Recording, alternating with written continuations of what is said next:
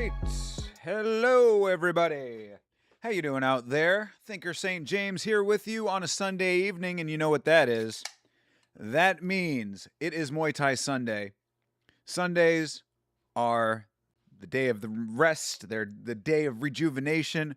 They are the day of Muay Thai fighting. I think that is in the Bible.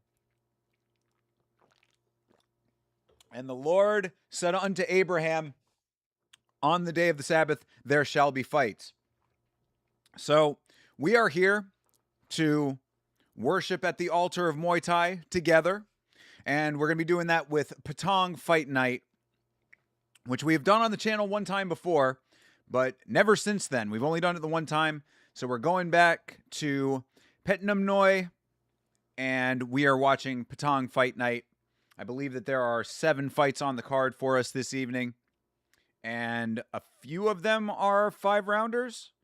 I don't know if all of them are 5-rounders or if it's only the main event. We'll find out together. So we're going to get this thing started in about 9 minutes' time. The link is in the description of the live stream if you want to watch these fights along with me, of course. Click the link, get it queued up to 000, and I will let you know when we're getting started. Starting off right now, though, I have to check in with you guys in the chat. And of course, Sam, the Canadian Nightmare, is here. Sam, how are you, brother? Hope you had an excellent weekend. Of course, starting things off great with Rick Allen. That always makes me happy. How do you manage to find these insanely obscure cards that maybe have 10 people in the audience? Well, that's actually a decent question. I mean, really, the thing of it is that Muay Thai is such a deeply ingrained culture in Thailand that there are fights happening at all times in Thailand. Now, finding the actual broadcasts of those fights, that's where it gets into a little bit more of a challenge. However, we use the algorithm a lot. If you're already having Muay Thai in your algorithm, it'll recommend more Muay Thai. And then, of course, I rely on my own community a lot. I have a very active Discord with some great members in it. And a lot of those people find and follow these fights very closely. I don't know if necessarily closely enough to know all of the fighters and all that kind of stuff, but definitely enough to know some of these promotions. So Patong, as I said, was one we had already done one time before. There is another one, Siam. I think it's Siam Fight Club or Fighting Championships. That was one that I want to do. We're not going to do tonight, of course, but that's on the docket for a future Muay Thai Sunday.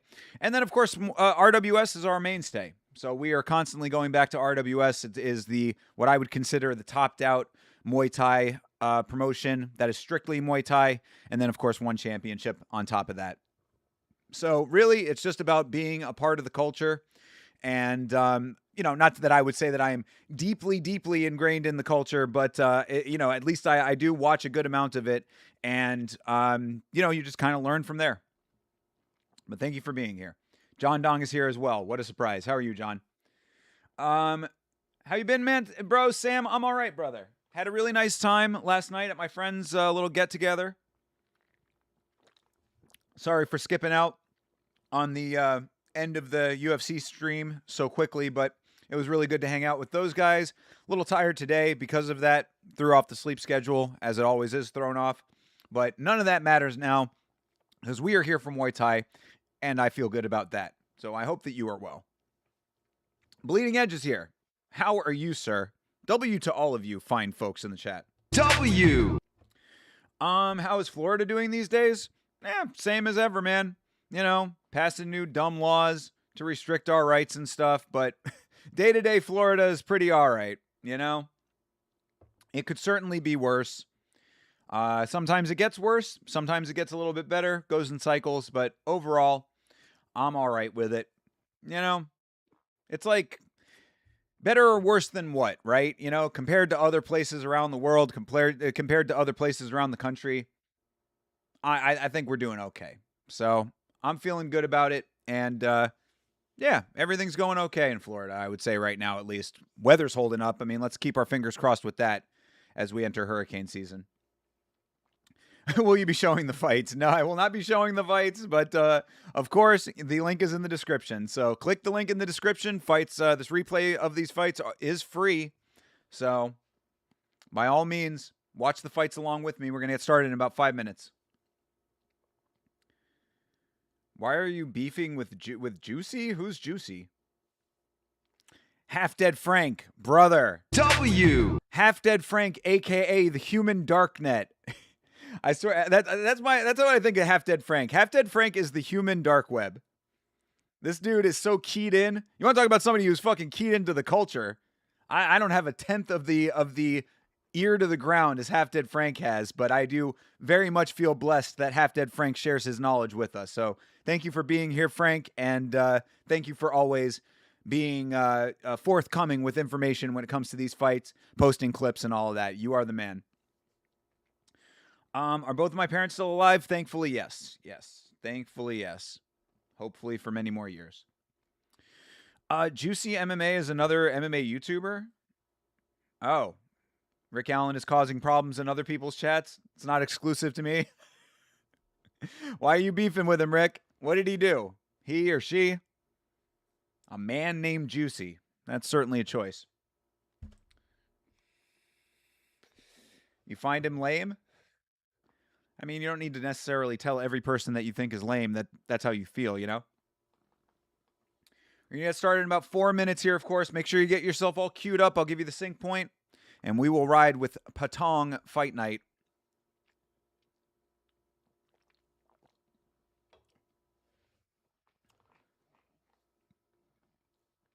Hate to break it to me, brother. I hate it for every other MMA YouTuber. What's wrong with Juicy? I don't know. I've never heard that name before, so I don't know anything about that person. He's always causing mayhem in other chats. Surprise, surprise. So this is going down in Phuket, bro. Are you going to visit? Yeah, no, I definitely am going to be visiting Thailand at some point. I don't know if this is in Phuket specifically, but I think Patong might be its own city. Am I wrong? This might be happening in Patong, Thailand, but I might be incorrect about that. But I thought Patong is its own. I thought it was named after the city, but again, you know, I'm trying to learn over time. So if that's not the case, let me know. Patong is not a city. Okay, well then there you go. There you have it. How would you know? You you keyed into Thailand like that? If you are, you should already know. We'll find out. We'll find out together. Hopefully, it'll tell us. Oh, actually, it says it on the flyer. My bad. Yeah, it is taking place in Phuket. There you have it. See? Reading comprehension. I didn't look at the flyer. Patong is a beach in Phuket. Okay, so close enough. How do you know it's not taking place on the beach? The venue could literally be shoreside.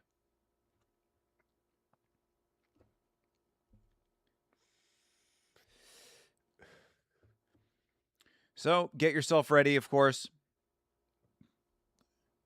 And we will get this thing going. I'm excited for this one. It looks like we have little kids fighting today. Always mixed feelings about that. But other than that, it's an interesting string of competitors. These children here, I don't know if you can see my cursor. I don't think you can on the screen over here. But in the bottom right corner of this flyer, these kids have to be, what, like maybe 10 years old?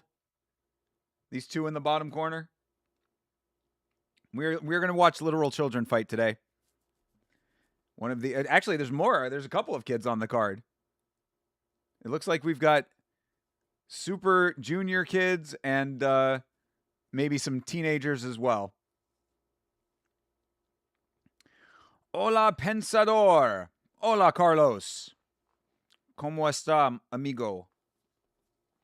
Preteen war. Yeah, it's the worst part. It's the worst part about watching Muay Thai is having to support children fighting, which I really do not. I don't understand how this is something that is still okay. You know, I know that all cultures are different, but I have said this in the past. You know, I've talked about this in relation to certain regions of the world that marry very young. You know, certain cultural norms need to be updated. You know, I don't think that you can rest on the idea that, you know, that culture just allows you to do anything just because you've been doing it for a long time. Maybe there's some things that need to change cross culturally. Argentina versus England is going to be a war, literally. What? Argentina and England are going to war? An actual war? Or are you talking about on the card? Oh, on the card. Yeah, okay. That looks like it might be maybe one of the featured fights, perhaps. We'll find out. We'll find out together. We're gonna get started here. Hot take. I liked Fluffy versus RoboCop more than Patty versus Gaethje. I mean, there was a lot of clinching in that fight, but if that's how you feel, that's how you feel. Good. I'm glad that you enjoyed it. I thought it was great. I really liked it as well. As I said, I wouldn't necessarily make it a fight of the year contender, but it would certainly be on the honorable mention. It would definitely be on the list of honorable mention fights for that. All right, we're going to get started here right now. We're already a minute late, so make sure that you are clicked on the link. Get that up and running. Get it to 000, pause it, and we're going to get this thing started. I'll give you the timer, and I'll give you the sync point. So, are you ready? Are you set over there? Do you have the link clicked? Are you watching on another screen or waiting to start watching like I am? Hopefully you are, because we're going to get this thing started right now. So, Patong Fight Night, 20 August 2026. We're starting it in 3. We're starting it in 2. We're starting it in 1. Muay Thai. And there's your timer. So, should be seeing a static image right now. It's counting down, and I'll let you know when it changes over. But you're hearing the music. The music is rocking. Another promotion with some upbeat guitar music. This sounds like Crush 40. Sounds like Sonic the Hedgehog music. Any luck on the dating apps recently? I had a girl. I told this story at a time that you weren't here, Rick. I had this one girl who I matched with, and she did, like, we just didn't talk. Like, I was trying to initiate a conversation with her. She didn't really seem like she wanted to talk very much. So I was like, I let it go. I didn't talk to her for a while. I unmatched. She matched me again. And I was like, all right. I mean, look, she's trying to be persistent. Obviously, she's interested. I'll give her another shot. I matched her again. Fucking started trying to initiate another conversation. And then she immediately unmatched me. I was like, what the fuck? I think that was some kind of like mental thing for her to be like, ha, see? You unmatched me, and then I matched you back, and then I decided to pull the rug out from under you, She tried to undercut me, I think, which is great. Whatever games you want to play, get them out of the way early is all that I want. Don't get me involved in something that's going to be a long, drawn-out hassle for my life. I am very happy when things don't work out up front. So, there was that one. There was one other girl I was talking to. Also didn't really go too far. I lose interest very quickly when the conversation's not great. So, to say I've had luck on the apps depends on how you define luck. Had that happen before, unusual female nonsense. Yeah, and again, I'm certainly at a point in my life that I don't really question it or care about it. I certainly don't let it affect my ego in any way. Like, everybody's got their own reasons for doing what they want to do. I don't necessarily agree with how you're conducting yourself, but that's your own choice to do so. And I also have enough self-respect and self-worth to realize that, like, when they say, oh, it's their loss, I truly believe that. Like, I know my value as a human being. If you don't see that or don't want to take the effort, take the initiative and make the effort to find that out for yourself, that's your own business. Like, I know what I bring to the table. You go find whatever you're looking for. That's what I always say to women. I literally always, that is my sign off with any woman. If it's not working out and it's like at that point where we're going to just like disengage, I always say, best of luck finding what you're looking for. And I truly wish that for them. I hope they find exactly what they're looking for. The same that I hope that for myself. But I'd rather it not work out immediately than get drawn out into something that turns into a hassle for longer than it needs to be. Wes is here. What up, Wes? W. Wes, the legend. God, how long does it take for this thing to start? We're at 3 minutes and 32 seconds right now. This, of course, this timer is correct up here. And we're still listening to music and looking at a static image. Should be clicking over. I think it's like a 5-minute lead up. So we should be clicking over to the actual event in a minute or so.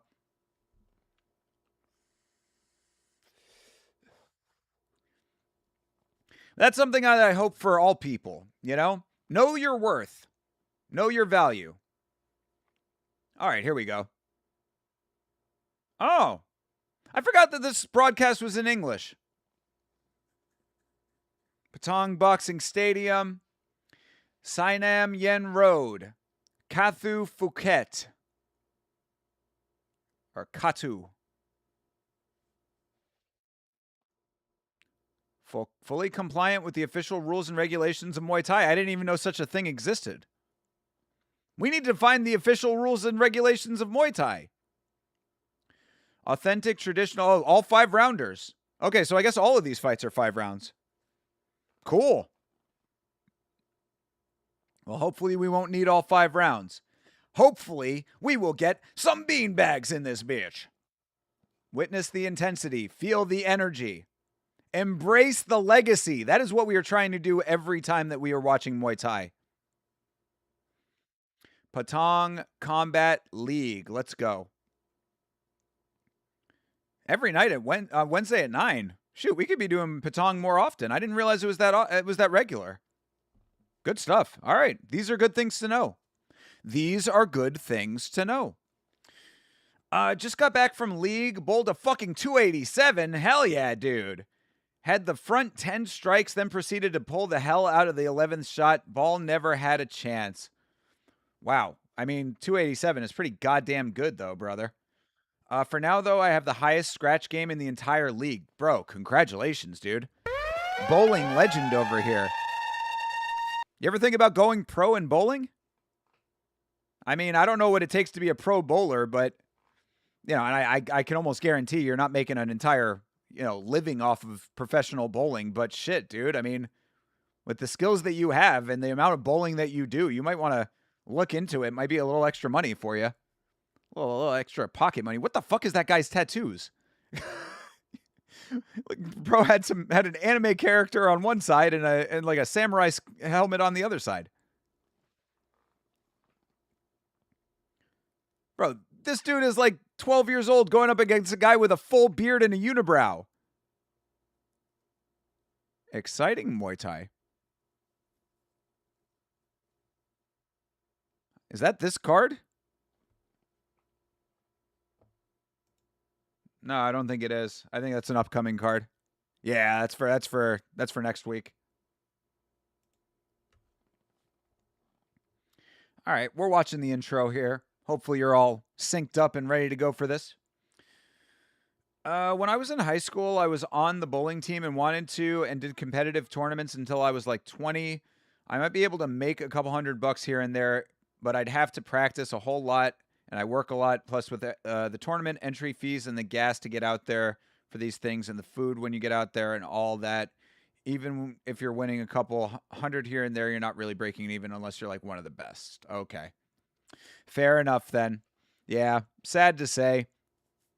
There's not like an RAF for bowling, you know? Because I was going to say, it's like, it reminds me a lot of wrestling where it's like, it probably costs you more to do it as a pro than you actually make.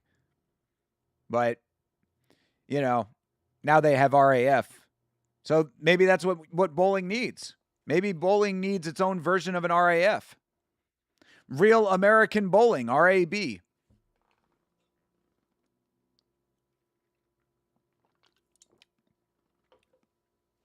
All right, we are at Patong Fight Night. Oh, yeah, we've got the roller coaster seats again. Batty in the front row. Hello, Batty in the front row with the Persian eye.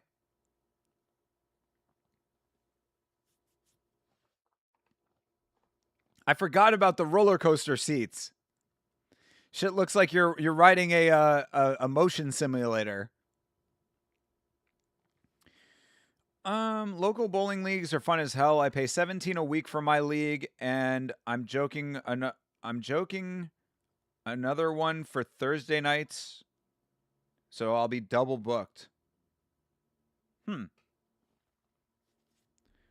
Cool. All right. Well, look, if you're having fun, then good stuff, man. Do it for the love of the game, then.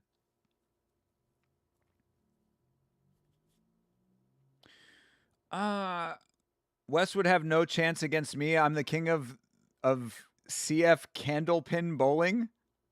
What? Meat Rocket? You don't want to fuck around with that, Meat Rocket. Wes will come out there and show you what for. He'll 1v1 you in bowling and take your fucking head off.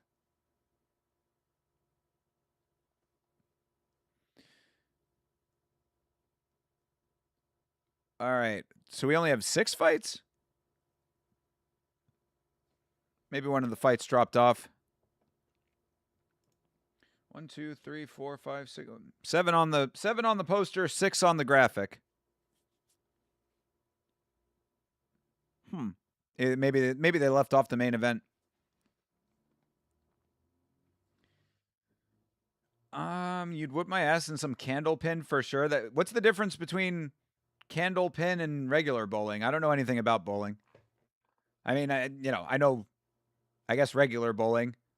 I know the shit that you go down to the bowling alley for. What is candlepin?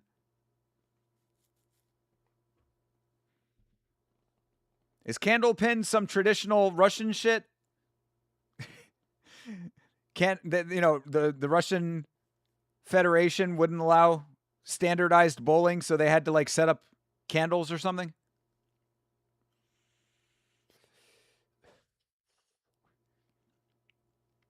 It's hard to explain. Look up a picture, please. It's in the Northeast, and it's really skinny pins, very small bowling balls.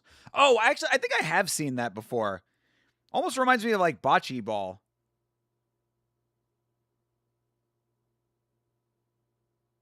Hold on here. Let's see. Candlepin bowling. Oh, yeah, the pins are like they're like tall and cylindrical. They're like big cylinders with like taper on each end. And the balls are like smaller.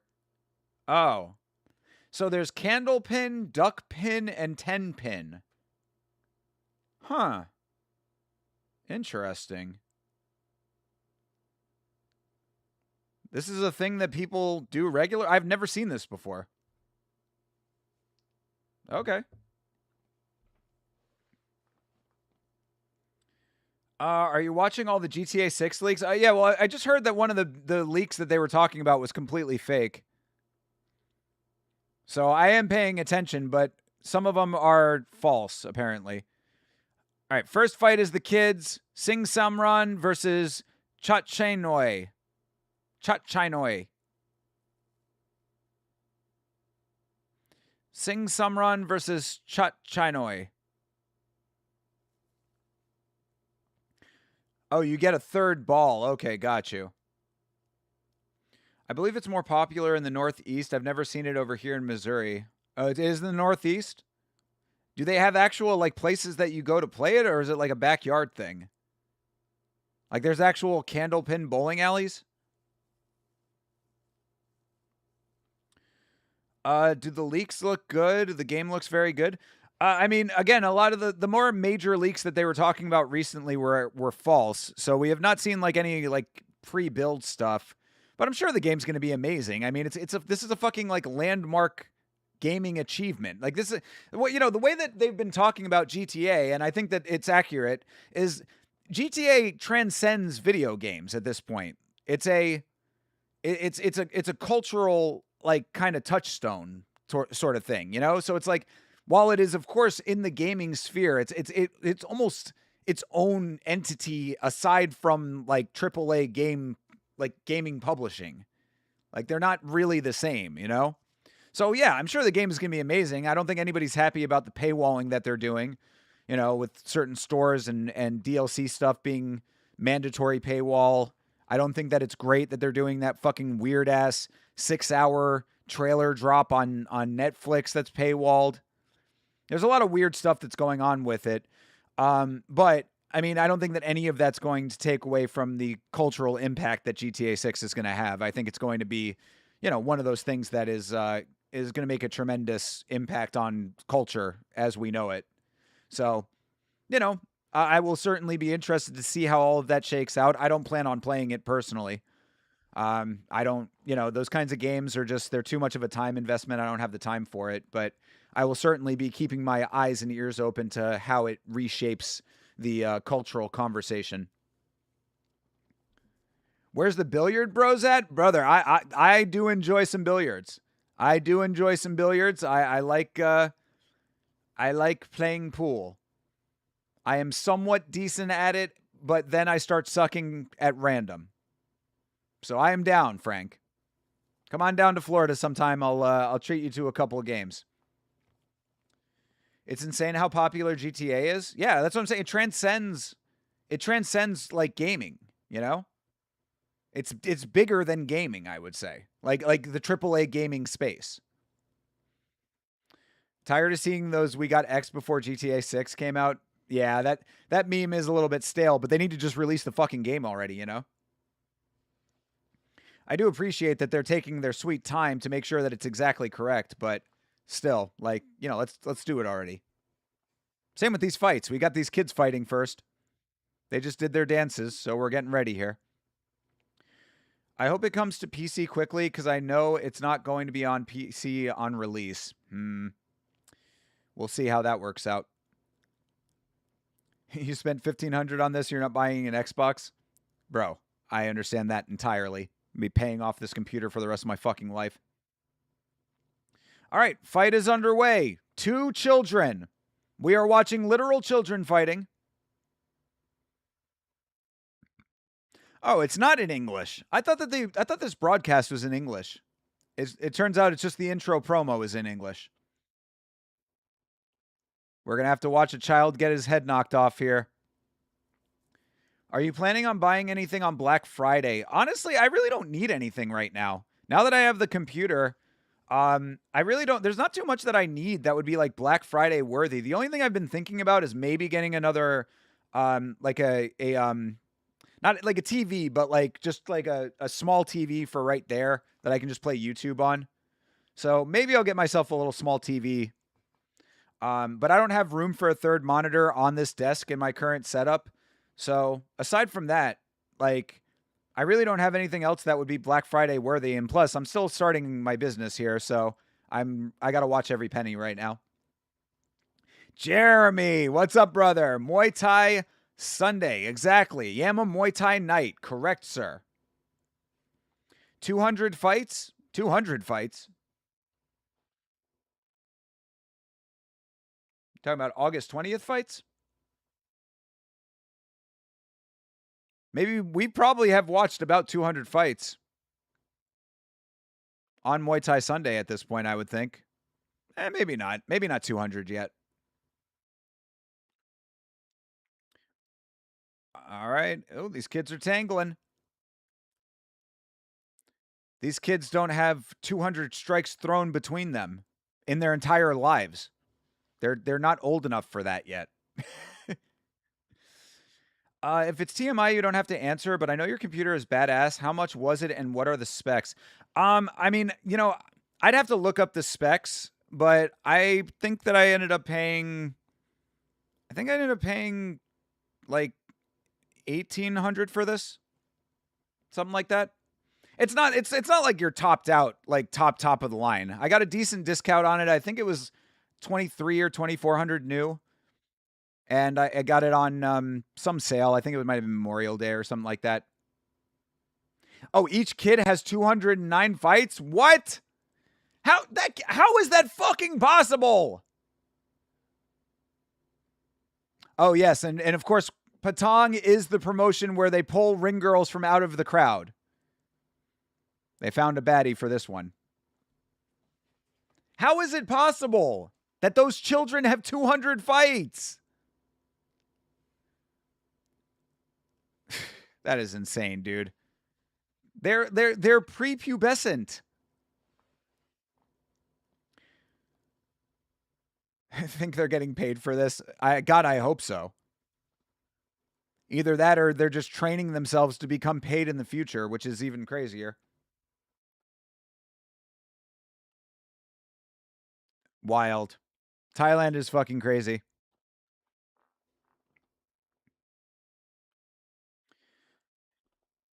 But yeah, this is not like the highest top of the line computer you could possibly get. I think I can look the specs up. Hold on. Since you asked, let's see. Oh, here we go. Yeah, system information. So it's an AMD Ryzen 7 8700F 8 core. What else?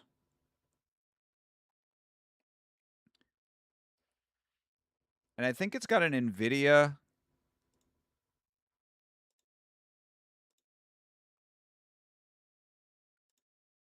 Where's the graphics card?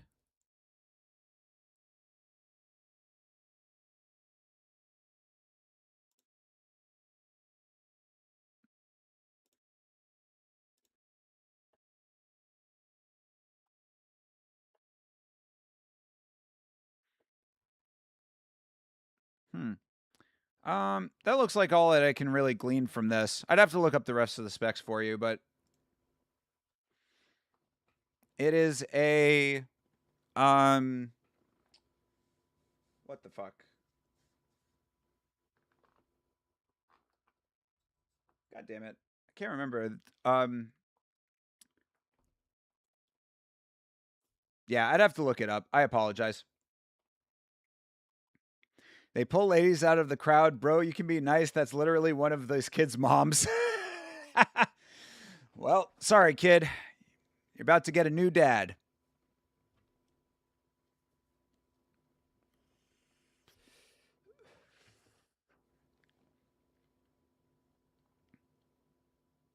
I don't know about the computer though. I'll ask me the specs in the Discord. I'll go through and tell you the rest. Oh, red goes down. All right, another round down. They should have headgear, bro. They should not be fighting. Children this young should not be fighting. Especially if these are all 5 rounds. These kids are going to go 5 rounds? It's fucking ridiculous.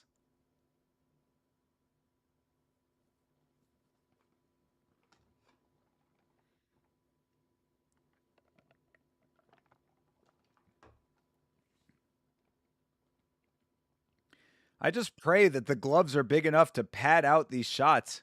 But the kicks are kicks. You know?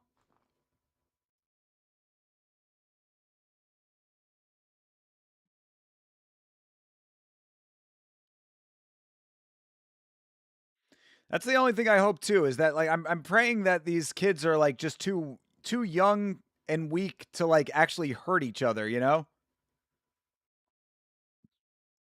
Do like actual legitimate lifelong damage.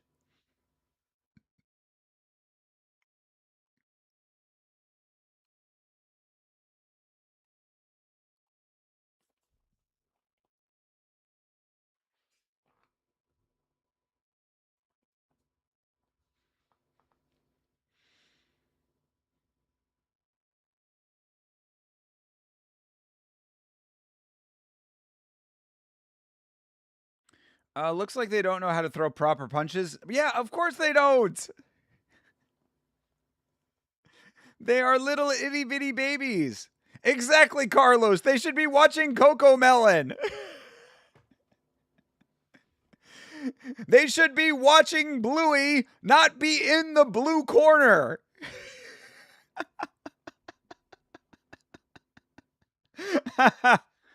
God damn.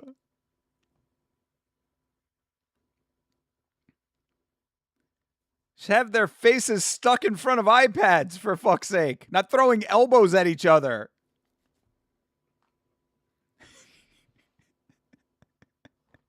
They should be watching Toy Story 5, not being on the tail of the tape.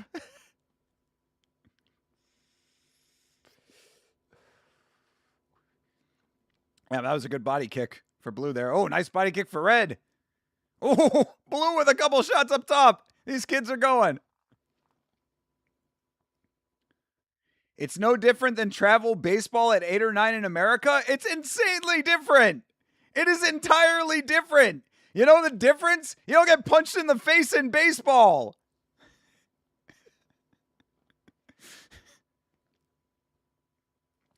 Fighter son or thought daughter? I'll take fighter son on that one. I'll take fighter son on that one. Yeah, exactly. Played travel ball for years, never once got front kicked in the fucking teeth. Although, to be fair, it would make Little League Baseball a lot more interesting if it was full contact. You slide into second base, you dispute whether you were safe or out, and the ref is just like, well, fucking duke it out for it. How bad you want that base? You have to fight the second baseman to be safe. All right. That's round 3. You played travel ball and got hit by a pitch to the dome? I mean, that's an extenuating circumstance, and I'm, of course, not happy that happened to you, but theoretically, that's not supposed to happen. And also, I assume you had a helmet on. I hope you did. I'm not trying to compare them, but do you think that intense sports like football should be allowed for middle and high schoolers? Yeah, I mean, that's a tough one too. Football specifically, it's because of the contact. I want to believe that the padding and the helmets and stuff helps a little bit with that. And again, I'm hoping that potentially because of the size and the mass of their bodies, that maybe the impact isn't as bad. But in a general sense, I mean, I don't like any kind of like traumatic physical activity to bodies and minds that are still developing. You know what I mean? That's my thought process on it. Now, granted, of course, you could say that I'm being soft and soy and all of that shit. I just don't think that it's healthy for growing children to be engaging in, things that could potentially cause brain damage. So to answer the question, do I think that it should be allowed for, I would say that maybe not for middle school. High school is where I would say it starts to get into all right if you really want to do it territory. Cause it's like, if the kids want to do it, it kind of makes it hard to say no to that. It's, I don't know, man, it's a tough one, but I would say middle school is probably a definite no for me. And again, I'm sure that this conversation will be a lot different when I have kids of my own, but off rip, it does not sit right with me. Even without having kids, it's just the idea of like helmet to helmet contact, which of course I know is not legal in the sport, but can still happen. But then again, all kinds of crazy shit can happen in life. So it's a multifaceted issue. But in a general sense, no to middle school, yes to high school if they really want to do it. Definitely not at this fucking age that these kids are fighting at. How much money do you think is bet on this? It's Thailand. This fight probably has thousands of schmeckles on it.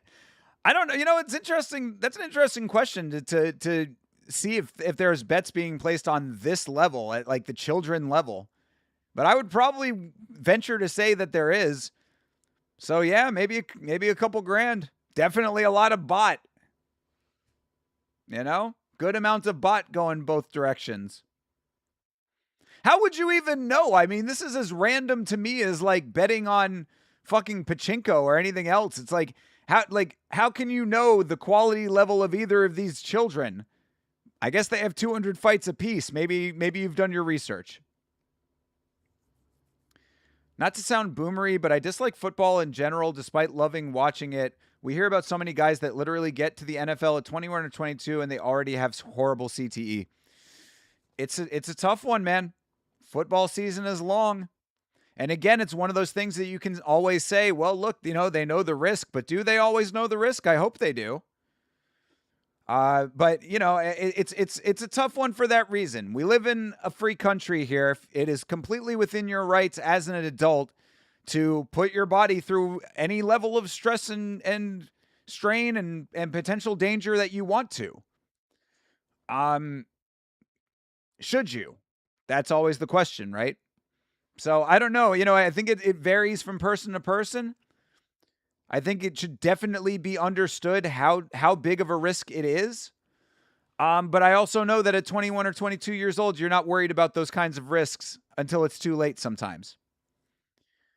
You know, I will definitely tell that to all of you younger people out there. Do not think that you are invincible forever. You will feel invincible for many years of your young life. Trust that it catches up with you. I'm a huge hypocrite because I love watching football and watching MMA. And again, I mean, we had this entire conversation during the video watch when we watched the MMA on Point video, Know the risk, understand what you're getting yourself into. And if you really want to, then it is certainly within your right. Does that make it right? That's a broader conversation, I suppose. And I always err on the side of liberty over the side of, regulation and repression. But I also very obviously know the need for regulation in combat sports. I just made a whole video about it. So again, it's a very multifaceted issue. I don't claim to have all of the answers. I can only go off of what my gut tells me. As someone who played football through college, high school, yes, but middle school should be heavily regulated. Yeah. Yeah, I mean, I would start them off with like flag football. The same way that if you want to fight as a kid, you should be started off with no contact. Technique training. Then maybe once you reach a certain age, you do the headgear, shin guards, elbow pads, all like full padding. And then over time, you progressively take all of that off until you're finally at actual unencumbered fighting. So maybe the same for football. You start with flag football or touch football or whatever, and then over time you can graduate to contact. Like that rookie that blanked himself last year that was on the Cowboys. He was 21, and they said his brain was completely fried. Damn, I didn't even hear about that. That's terrible. Oh, man. Many such cases, I would suspect, sadly. Pee-wee football and football for middle schoolers is how you get Aaron Hernandez. This is what we're talking about, Walking out of work and I'll turn you on in the car. Chase Parton, you turn me on every time you're on screen, brother. Hi-oh! But hope you had a good day at work, Chase. Appreciate you, brother. That's the issue. I'm sure kids know of the risks, but they don't truly understand them because they haven't experienced them. Yeah, exactly. But that right there, John, that goes to the idea of prior restraint. And, we reject that in the United States, Prior restraint is a concept that we have, pretty well decided as a culture that we do not accept. So, for you to say, oh, we're going to stop you from doing this for your own good, even if you know the risks involved, that's not an American ideal. So, it's one of those things that, sometimes you got to learn the hard way. But as I always say, you can learn the easy way or the hard way, but either way, you're going to learn. You should start with grappling. That certainly works too. If specifically if you want to go into MMA, I mean, if you want to strike, then you should start out with technique training, and then you work your way very gradually into actual contact. It was very sad. On a Thursday night game, he had an incredible pick six, and then 3 days later, he went on to a police chase with the police and ended up taking his own life. Oh my goodness. Jesus, bro. That's wild, man. 21? He had that bad of CTE at 21 years old? What position did he play? Fuck, he was one of those like I don't know football well enough. Whatever the guys on the front line is.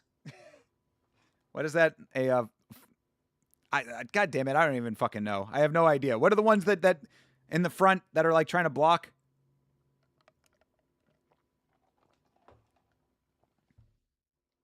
All right. Blue corner won. He's very happy about it. Red corner taking it like a champ. Always sad to see a child lose. They sadly said his brain was completely fried. There was so much in there. Oh my god, dude. Cornerback, okay.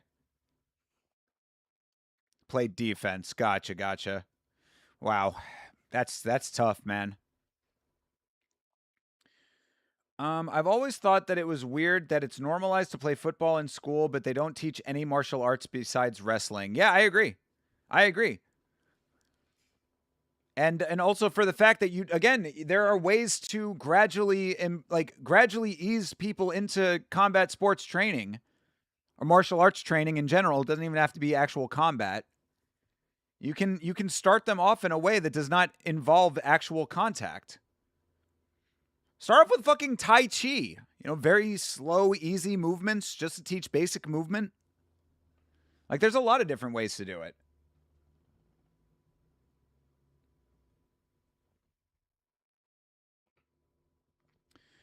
I agree martial arts should be taught in schools. Yeah, I don't see why not.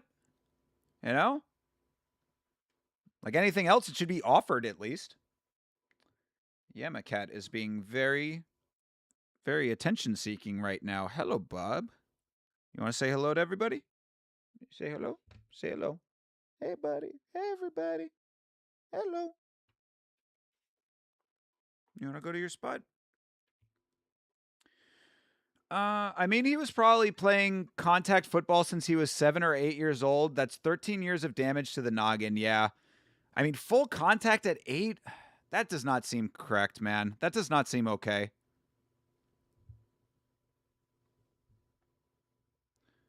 Will York. He better not. I've never met this guy before in my life. Oh, no. Is that the name of the guy? The name of. Oh, what did you just unplug, bub?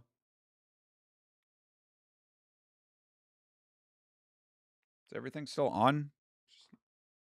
Oh, I think he hit my.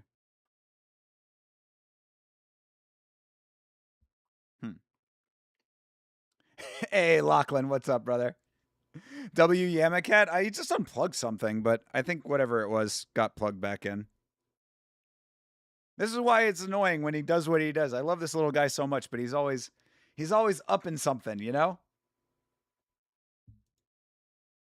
But looks like everything's okay. W Yamacat, as always. Yes, he's a little sweetie.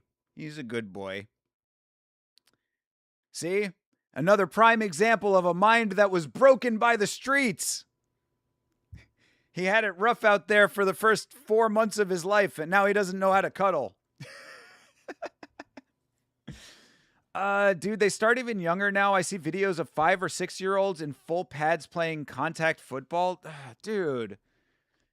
Then really all of these fucking Puritans have absolutely no basis to be talking any kind of shit against martial arts. Oh, we've got a ladies fight coming up. Hello. Hello, ladies. Oh, this is our French girl, Caprice. Caprice Oppen. I'd get all up in that. What? Who said that? Pee-wee football in Texas is crazy. They play full pad contact in elementary. Dude, why is it okay? I don't understand why it's okay. Why is it again, all or nothing, no consistency. I don't want to start going down that same road about consistency again, but no consistency. Why is it okay for kids to do that and then not okay for them to do other things? I don't get and look, I don't want any kid to be in danger or be doing anything bad. I'm just saying it seems like there are double standards here. If it's okay for kids to potentially be doing permanent damage to themselves, but then not for them to do other types of permanent damage. Well, I mean, answer me this, and like I said, I don't want either of these things to happen, but why is it okay for a kid to play full contact football, potentially ruining their brain, but not smoke a cigarette? And I mean, where's the logic? And again, me personally, I wouldn't have either, but why is one okay and one is not?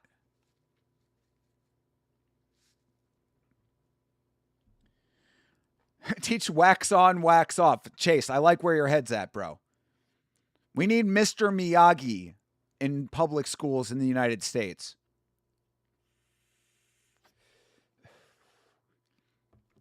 Sure, martial arts is much safer for children than football, unless you're in Thailand or something. There's no face shots in children's MMA until you're like 13. Yeah, and again, if you want to not have you can do no contact for as long as you feel it's correct. You know what I'm saying? Like, you can do it for as long as you feel is correct. So if you don't want contact until they're 16, then just teach technique. Teach them fucking karate katas. Youth football should be banned. It's the coaches that don't know what they are doing that gets kids hurt. I mean, that and the other kids, I would suspect. Full headshots in kickboxing, but obviously they have a bunch of pads on. And again, you don't have to do that if you don't want your kids to do it. Contact should not be introduced in football until at least 8th grade. Yeah, there's flag football for a reason. Oh my goodness, Caprice. I know, yeah, Caprice is not bad. Plus, she's tall as fuck. Holy shit. At least compared to her opponent. Her opponent is a little teapot. Short and stout. Zigdig is her opponent's name, by the way. Zigdig. What a great name. If she was smoking weed, she'd be Zigdig with a zigzag. You're going for the little tank in red. Let's go, Zigdig. I'm going for Cutie Pie Caprice over here. Oh, God, I hope she is of age. We're going to have to hit the reel it in drop if she's not. Wrestling scares me with kids because its common story is paralyzed. I mean, bro, again. I mean, this gets to the point, though, where it's like 18. Thank God. Still too young, but, you know, at least legal. But yeah, I mean, you know, it gets to the point where there is risk in everything, right? There is risk in anything and everything. So, you know, you risk getting hit by a bus walking down the street every day kind of thing. Oh, nice knees. But were those legal knees? We have female ref. I don't think I've ever seen a female ref in Muay Thai before.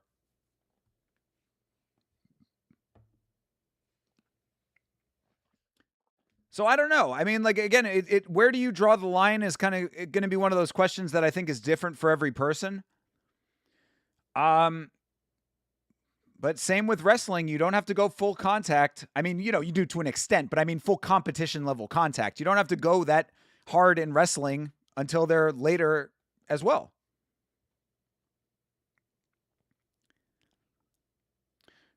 God, I hope she wins. Looks like she's doing good so far. That was a great pop to the face there. She looks very composed and calm in there, too. She does not look like anything is phasing her. She's not 125? Yeah, she does. She's fucking huge for 125, but I think it's just because her opponent is tiny as fuck. And again, a little bit of a teapot. All right. Thank God. No risk asking women out. Worst she can say is no or laugh. That is true. Or her husband can come and fucking follow you from store to store if you're John Dong.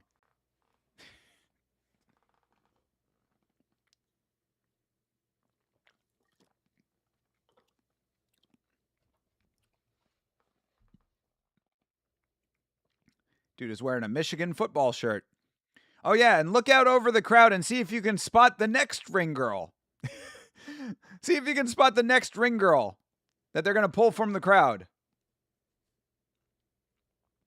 It's not hard. Just find the most attractive looking women in the crowd. They will all be ring girls tonight.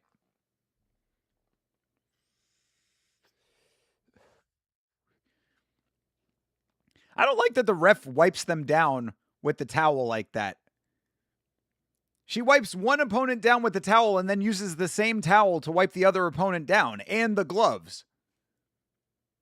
Seems like a less than sanitary way of conducting themselves, but again, they have children fighting, so they don't really care.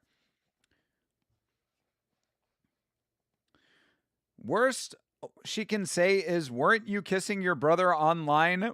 What? Oh, the Island Boy. Island Boys. Didn't one of the Island Boys just get his ass kicked in Brand Risk? No more Island Boys. Island Boys are no more. What do they even do? I don't understand how people like that can sustain an actual living off of reputation. They're probably broke as fuck. What is the Hawk Tua girl doing nowadays? Is she making any money at all anymore? What happened to Hawk Tua? Is she back in the Spring Factory? Ass kicked by a little person? What? Oh, he was the one fighting the little person? The Island Boy? The Island Boy got beat up by a little Oh my God. Yeah, there's no living that one down. She started a podcast? Yeah, no, the podcast is over, brother. She started the podcast and then had to run away after Hawk Tua coin got, rug pulled everybody. He got knocked out? Oh, he verbally tapped? What? Bro got legitimately fucking tapped by a fucking little person. Wow. That's something. That's truly an achievement. I mean, granted, those Island Boys weigh like 90 pounds, so a trained fighter, little person, I guess I could see it. Find the most attractive women and she'll be the ring girl tonight. You're telling me Caprice is going to be a ring girl after she fights? She could. That might happen. Because, judging by the poster, Caprice is definitely the most attractive woman on this card.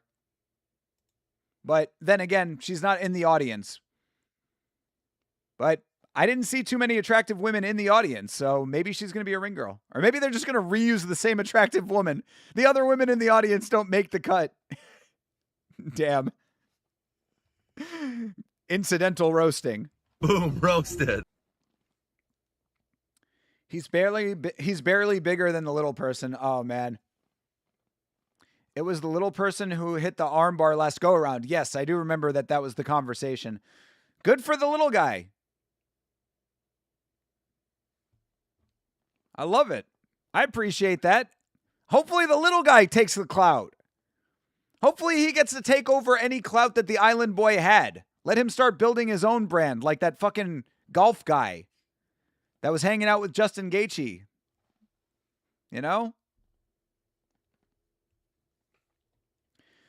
Thinker, we better be watching Super Ryzen 5. We need to. When is it? Please don't tell me it's on Monday night.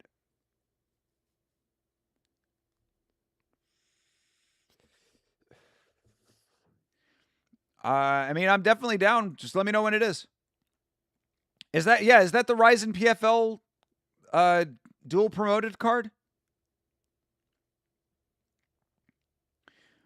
Damien responded. I'm scared to open his message. Worse he can say no, or is it? Bro, fucking see what he said. We got a show on Wednesday, bro. I'm excited to hear. This could be very exciting. Potential guest for the free-for-all. I mean, shit, the guest we were trying to book, he's been reading my texts and not getting back to me. I don't know. Maybe he's got cold feet or something. The craziest part about that guest is I think he's a little self-conscious, which I'm like, bro, you're a professional fighter. Like, you don't have to be the comedian. Me and Chase are the comedians. September 10th, a Thursday. Oh, so it's Wednesday night? I know that I think I have something on that Wednesday. Oh, is that a drop? Oh, yeah, they're counting it as a drop. Uh-oh, Caprice got a drop. Oh, Caprice got a beanbag! What? Little Caprice with the beanbag. Zig dig. Got dig dugged. She got bing bong bashed. Oh, that boy got a beanbag. Lady. Ooh, that's a beanbag. Little Caprice. Damn. Just overwhelmed her. Overwhelmed her with knees. I mean, Lachlan, I beg to differ. Spoke too soon. Damn, my Pookie Zig Dig got ding dong dumped.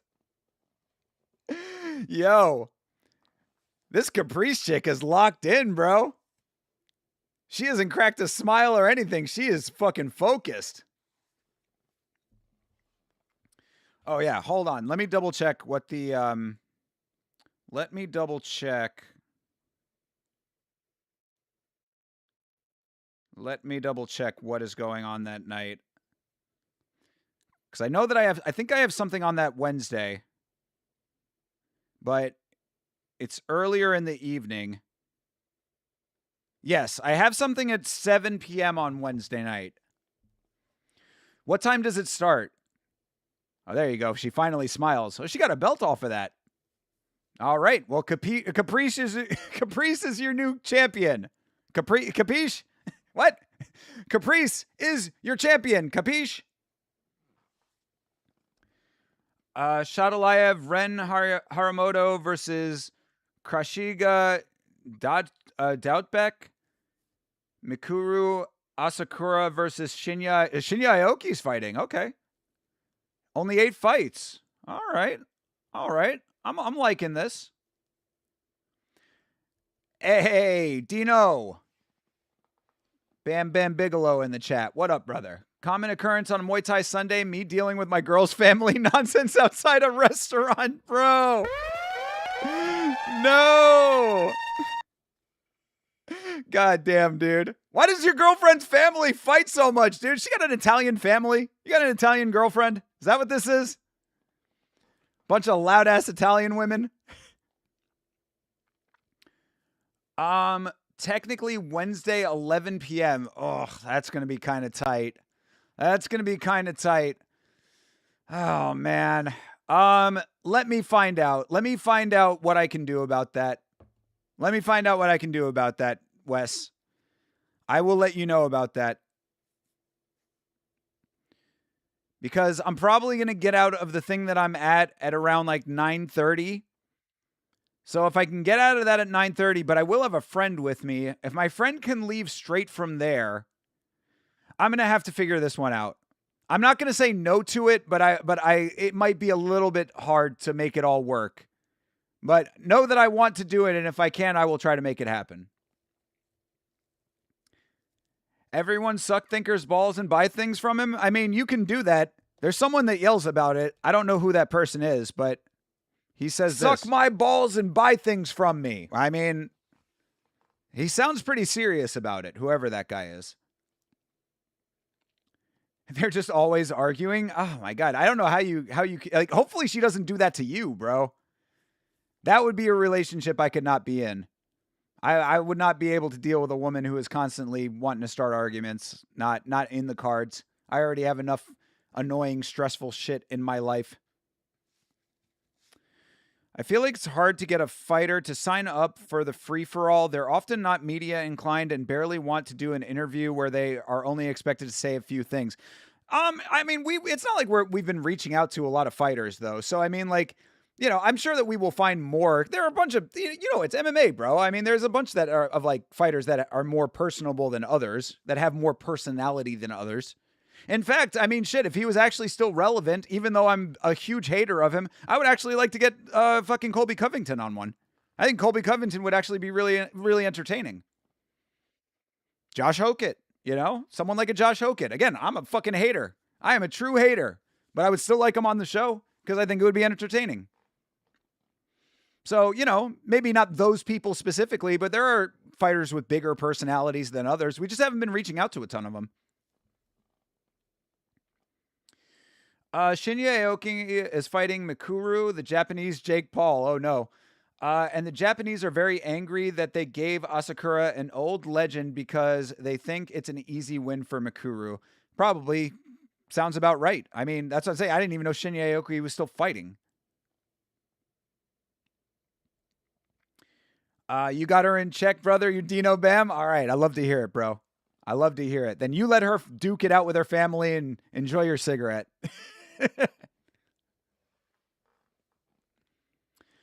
You love her, so you're stuck. Well, that is how that works, right? That is how that ends up working. That's why I always hit the eject button before I get too hooked. I'm just riding in the car with him, and as soon as I start feeling the feelings, I flip the little red cover on the button, hit it, and I fly through the sunroof.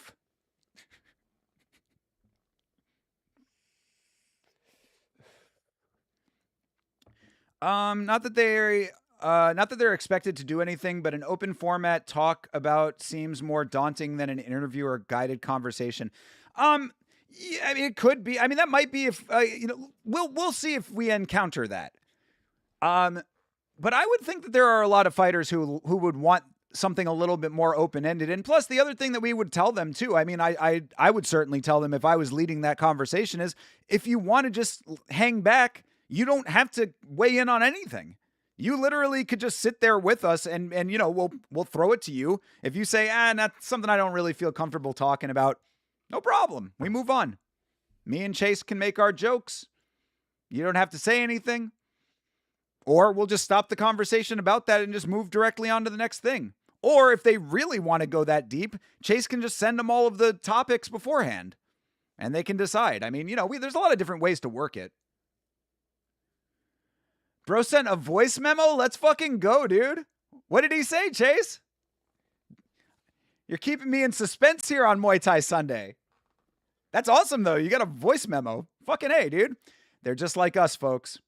Fighters are just like us. Another reason why I think that they would want to be on. I think that, the show is fun.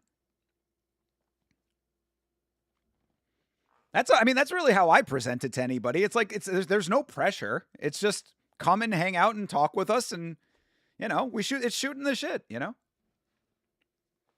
I can understand if some people don't want to talk to me or Chase. Mostly Chase. Obviously, they want to talk to me. Duh. Kidding. Obviously. Everybody wants to talk to Chase. You're lucky if you get to talk to Chase. These are literally children. I know, bro. At least these are slightly older children. Oh, my God. 14 and 15. Is that a shooting star? Is that a comment? No, that's Thinker rejecting some poor lady.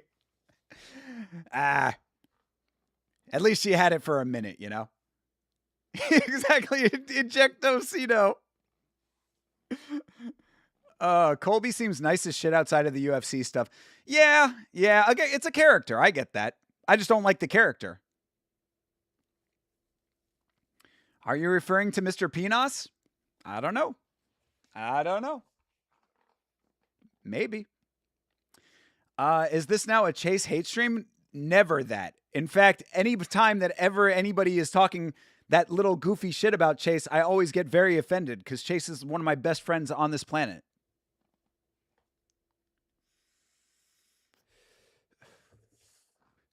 That's why I get to say that shit. Y'all don't get to say that shit. You know what I'm saying? It's one of those situations. Well, look, we'll see. We don't know yet. We've been talking to fighters before, and it could be what Bleeding Edge is saying. Some fighters just aren't that, inclined that way. We'll find out. You're offended because Chase hasn't done a pre-show? I mean, I've told him, bro. I have told him that he needs to. I think it's mostly his work schedule. But, yeah. I mean, honestly, that I would say that. I would say that your pre-show is even more of a more daunting environment because you have a lot of people on there sometimes. So it's like, you never know when you're supposed to talk. But for me, I don't mind that. I can navigate those situations. Of course, it's hard for me to say, sit still and quiet because I talk so fucking much, but I recognize that you have other dope people on the show, and I want to give ample opportunity for them to shine in their own dopeness. Ooh, geez. Jump knee from the red corner here. I love seeing Pinas erect stiff loads upon his unconscious victim. I mean, that has to be part of that conversation, right? So, Damien, why have you not considered the nickname Hard or The Biggest or Super Large Extended? Why have you not made Bruce Buffer say the words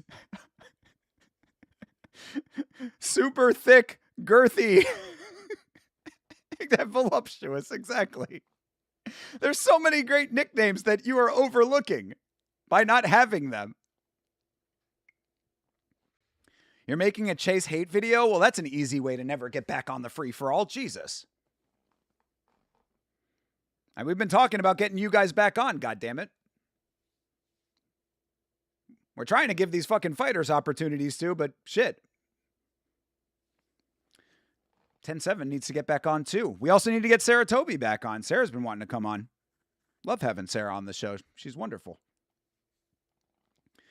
I'd like to think I do well in managing the show. You definitely do. Absolutely you do. I just can understand for certain people it being a little daunting to, be, because, you know how it is, like, where it's like you have, you're kind of like jumping in and, or, you have a point, you want to make it, but you don't know if it's appropriate to make it. It's just, how it goes. But no, you do a great job. I love your show. See, our other ring girl here. Our next ring girl from the crowd. Nice nail job. Thank you very much for being a ring girl. How much do they get paid? Do they get their tickets comped? Do they get a free drink at the bar? How much is the ring girl making? I sent him an episode for reference, and he responded with what we had in mind to offer. With all that being said, pre-show soon. 10-7, yeah, hell yeah. Chase hate video canceled. Good choice. Chase, I'm not fully understanding though. He responded with what we had in mind to offer. Okay. I think I get you. All right. Well, we can talk about that privately. We'll have to see exactly how that can all work out. But if he's interested in doing it, I mean, we can make it work. Why have you not made Bruce Buffer say the words super thick girthy? Exactly.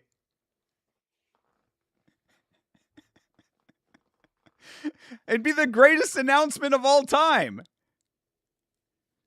You want to talk about an announcement that would go down in history? You will never be forgotten in the MMA world if you had that. Damien super thick girthy Pinas? That's the stuff of legend.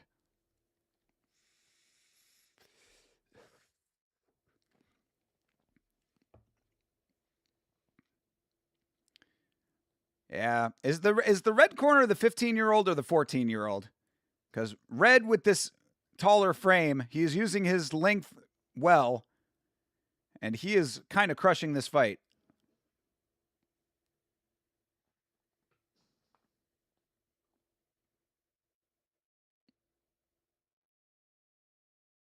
Nice low kick.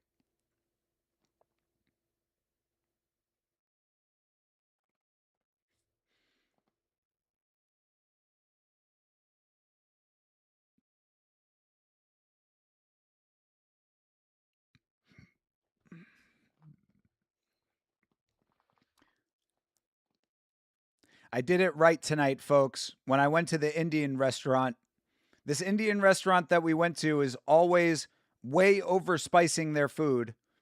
So I had it mild tonight, and it was so perfect.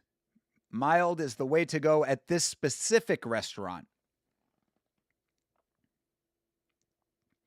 This ref is worse than Herzog. Bro absolutely has bot on this fight. He won't stop telling them to fight. Bro, they're fighting. Yeah, for real. It is true. He is definitely, like, involved. Yeah, bro is like a fucking lion tamer. cracking the whip on these kids. They're 14 and 15, dude. Fucking calm down. What are you doing next week, bro?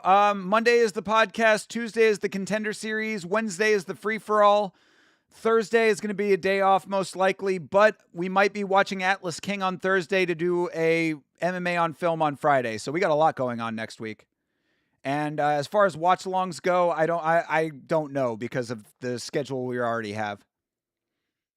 We might just be doing, watch-along for the Contender Series, obviously. Do you want to hang with... Bro, I already did hang with the Indians. I went to dinner with Indians.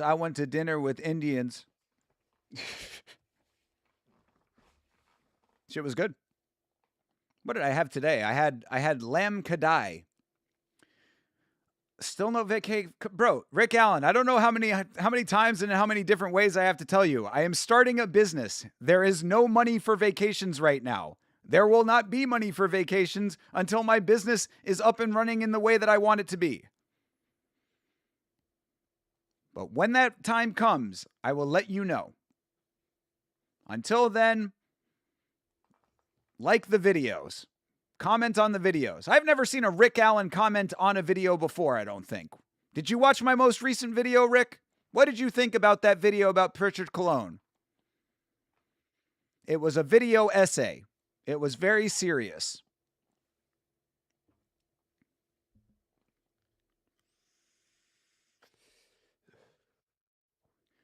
Unless YouTube blocks your comments, like it does for Meat Rocket. So sad for Meat Rocket. I'm booking my tickets to California this week, doing a road trip through Yosemite. Let's go, bro. Damn, Lachlan, that's awesome, man. Have a great time, dude. Lachlan out here, a world traveler. I love it, dude. I appreciate it, man. That's awesome that you're able to do that. On the cheap, because California is so expensive, bro. The entire United States is expensive. Everything is expensive. Another reason why I'm not taking a vacation anytime soon, even if I had the money for it. It's sad, bro. Not much else to say about it. Yep. I had some other things to say about it in the video. Have I told you what weight it's going to be at? 185? Connor reference? Hey, Didgeridoo Dave. G'day, mate. How's it going, mate? How are things, mate?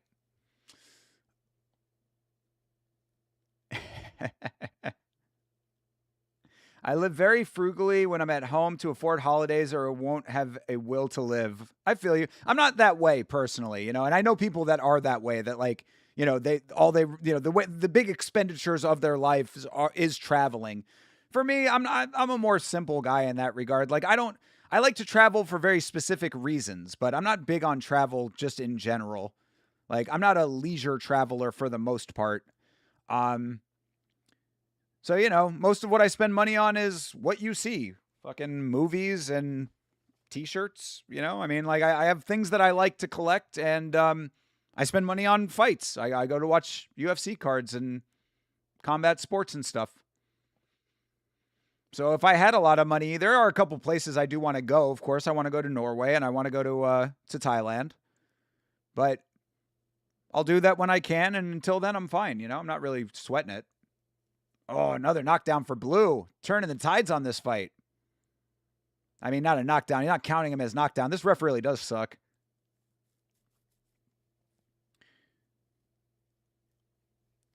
I don't think it's a go for Damian, but I'm exchanging voice messages now. Maybe a passion will ring to him. Okay. Hey, all good, man. I appreciate the effort there, Chase. You're doing a great job with that. Chase, our head of partnerships and outreach. I've given you a new title, Chase. Put it on your LinkedIn. Senior Vice President of Partnerships and Outreach. There you go. Chase just got promoted, everybody. W's in the chat.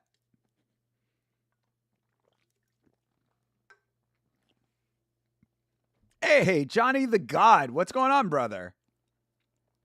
How are you, sir? Always good to see Johnny the God in the chat. Appreciate you, bro. Appreciate all you guys. Thank you guys for hanging out with your boy on a Sunday night. I really appreciate it. W.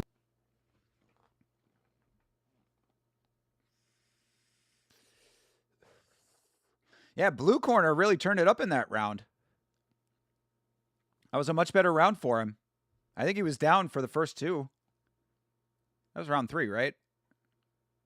That might have been round 4. What round are we in?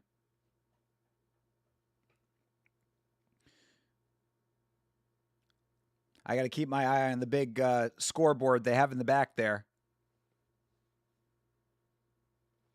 Patong Fight Night!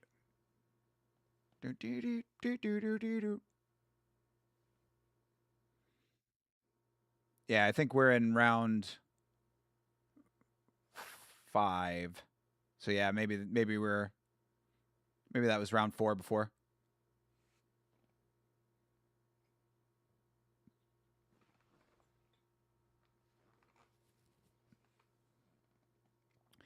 W Chase out there chasing, maybe more luck if the candidates for porn casting with that stash.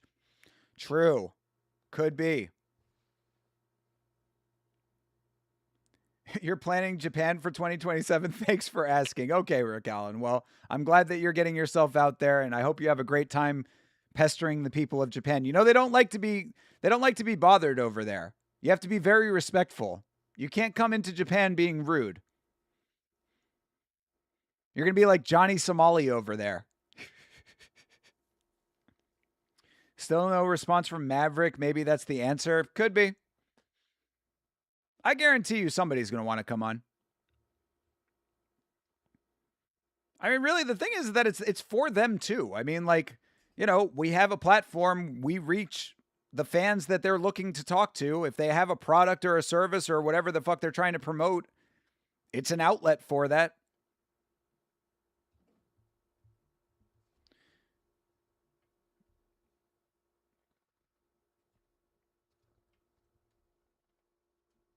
But, you know, their choice, man. Their choice.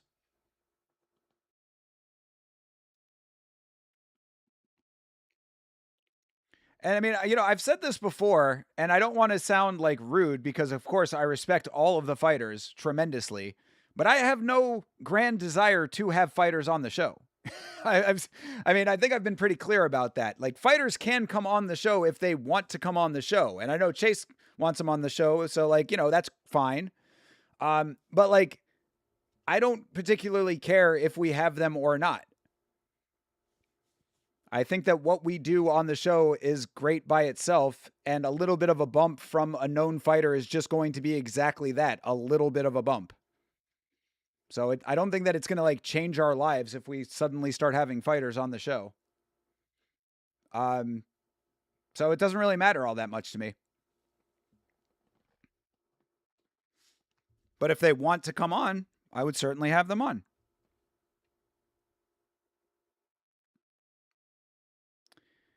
Basically, he said he got $500 for another interviewer, and we were asking for more than them. Offered same deal as Maverick. Best of luck, bro. Like I said, we're giving you a platform. That's what you get out of us. If you know, if you want to try to big shot on these kinds of things, then go big shot elsewhere.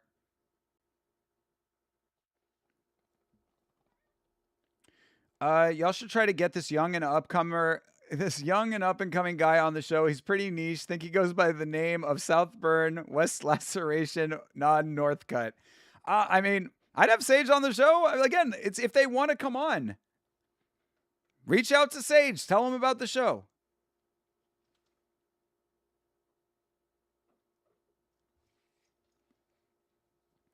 I also heard fighters don't bring much views anyways because UFC doesn't promote them. Yeah, that's what I'm saying. I mean, like, again, it's a two-way relationship when it comes to being on the show. We're giving you the platform where you get to talk to the audience that we have. Granted, it's not super huge, but it's an audience of very dedicated fans. We speak to the fans. So if you want to promote your stuff, you can do that. we can negotiate a little bit of pay if you want to, if you want to go that route. I'm not trying to be out here breaking the bank for these fighters, but, a respectable amount for your time. But that's as far as it goes. I mean, look, congratulations on being someone who, is trying to know their worth and stuff like that, but we know our own worth too. So if we can't meet in the middle, then best of luck to you. That's all it comes down to.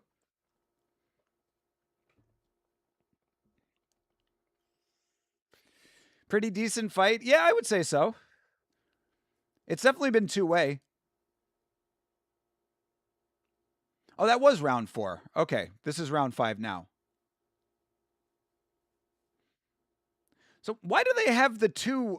I don't understand how to. Oh no, I do now. Gotcha. Okay, so the top row of the scoreboard is the fight that they're on. So this is fight number 3 and round number 5. Okay, now I am understanding. I was misreading that scoreboard in the back, which is technically not a scoreboard. It's really just more of a tracker. A rare Rixta and Dongo appearance at the same time. How about that? You guys should do a collab with Fight Society. That would be more interesting to me. Like Fight Society as a larger creator in the space, that I would be interested in for sure. Yeah, I would love to have Fight Society on the show. That I would actually be legitimately interested in. What do you think will be the main of 332? I've said I hope that it's Kayla. I hope that it's Kayla and Amanda. Yeah, Fight Society is great.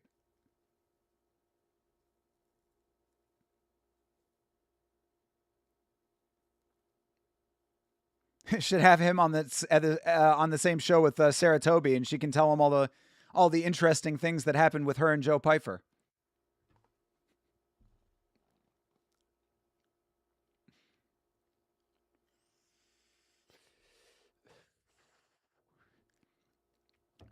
I've been good. Just been being sad and happy at the same time because my boy Fluffy lost, but at least my boy Taco Pad and Shamil Gaziv won. I feel you on that, bro. I feel you on that. At least Fluffy fought his absolute fucking hardest, so I appreciate the fact that even though he didn't win, he was trying until the very last fucking second. Bro was throwing strikes off of his back on the ground. What a legend.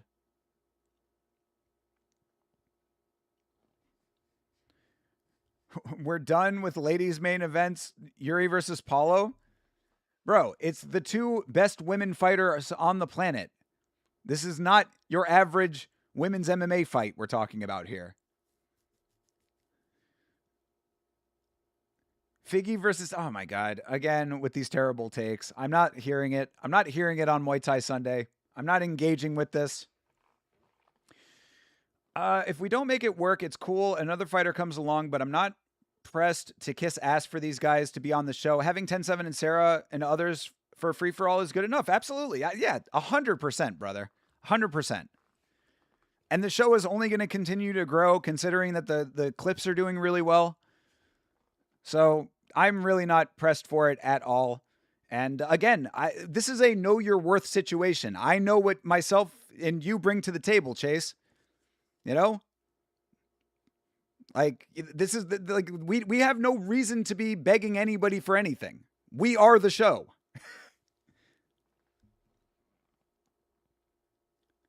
Damien better never talk about fighter pay when he could have made money on the side. I mean, ain't that something? Always something to now remember, I guess, A lot of people were hating on Fluffy because he was supposed to win if the fight went past round 2, but I don't agree. Fluffy was almost finished in round 2 and his legs were chopped.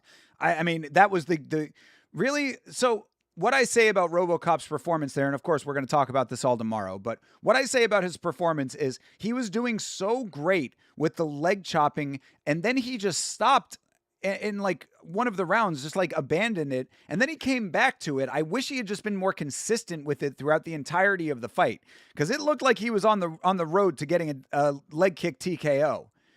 And I know that Fluffy was stance switching, but you can just do the same fucking thing to the other leg. If one leg is that compromised, the other one is probably not that far behind if you start doing the same thing. So I appreciate that RoboCop had that game plan, but I think that he should have just kept doing it for more of the fight. What do you think of Ilya's recent appearances with girls or partying? Do you think he lost focus or just taking a breath? Yeah, probably a little. Nah, I would say it's probably the latter. I would say that he's probably taking a breath. I would think so. Look, Ilya just went through a very traumatic portion of his life for two reasons. One, obviously he just got divorced. Two, he got divorced and then went into one of the highest profile fights of all time. You know? Main event on the lawn of the White House, that's a pretty big deal. So I think it is more than appropriate for him to take a little bit of a breather, regroup, come back, get himself back focused up thereafter, be 100% at that point. That's what I would think is probably going on, and I'm hoping that that's the case. And, as far as the women go, I do think he does seem like he's trending back in the wrong direction. But that's his choice, I guess. If he already knows what he's getting into down there in Miami, again, this is the same conversation we were just having when we were talking about football. It's like, if you know the risks, then just be okay with the outcome, But yeah, I got to believe that with a guy that had been that focused for so long, a little bit of a breather is acceptable. But we're not going to know until we see him fight again. So I want to believe at this point that that's what it is. We'll know for sure when he fights. Very difficult to generate striking power or even grapple when your legs are messed up. That's exactly it. And you saw how messed up Fluffy's legs were.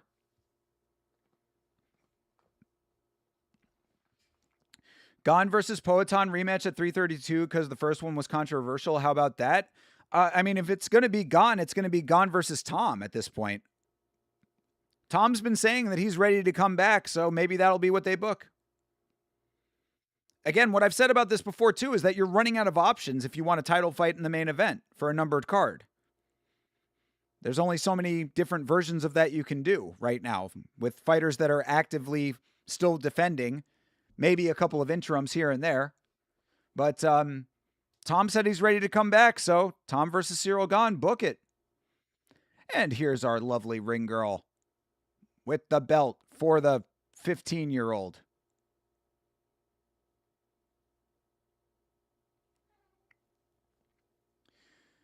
I think Talbot versus David Martinez sounds like a banger, but Figgy should have retired after getting choked out by Yadong. Yeah, this is I don't know how far they need to drive the nail into Figueiredo's coffin before they get rid of him at this point, but he has been so checked out of fighting. It reminds me of Roman Dolidze, who we will certainly talk about tomorrow. Figueiredo's another dude who's out there fighting for show money at this point.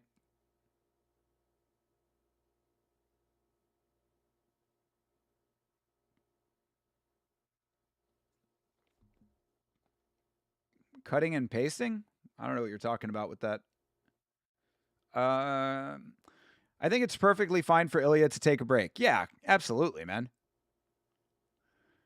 Tom's eyeballs are messed up, bro. He can't fight. He literally said that he's ready to fight again. You really hope it's Tom versus Gane? That is unfinished business as far as I'm concerned. Saw Fluffy complaining about glove grabs 4 times in one round while complaining to Herpes Dean. Yeah, I have not rewatched the fight yet, so I will certainly be checking that out when I rewatch, but I do remember that as well. I'm going to have to see if those were actual glove grabs or, if he was just kind of being a little complainy McComplainerson. They're really recruiting anyone. I don't want to be rude, but it is what I had said before,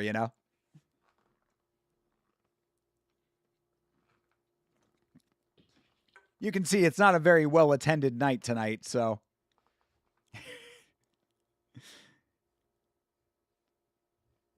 She's Kia from England. How about Musk versus Zuck for 332? I mean, only if you can do it at the Coliseum, but that's like $100 billion. Dana told us. Do you know how bad of a fight that would actually be if they tried to do it? You know how fucking embarrassing of an actual fight that would be? Patong is the seediest town in Thailand. So it is a town. I thought I was right about that. Thank you, Lachlan. Thank you, actual person who knows what he's talking about.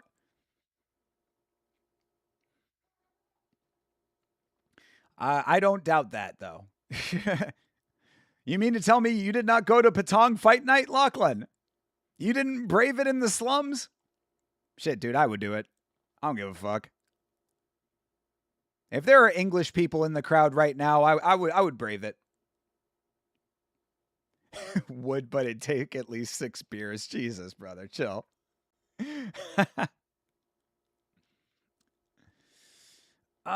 It's an obvious matchup, but Tom versus Gon 2 and a potential BMF co-main with Oliveira versus Lopez. I'm not opposed to that. And we might see Paulo Costa versus Yuri for interim belt at 332. I mean, I don't think that they're going to double up on championship fights with the way that the current landscape of champions is right now. But at least the first part of that I'd be okay with, for sure. Why not? You know? Especially if they're not going to do Oliveira versus Lopez at Noche. Then, yeah, definitely. Why not? Not going to happen at the Coliseum. Going to have to be in Utah. Why in Utah specifically?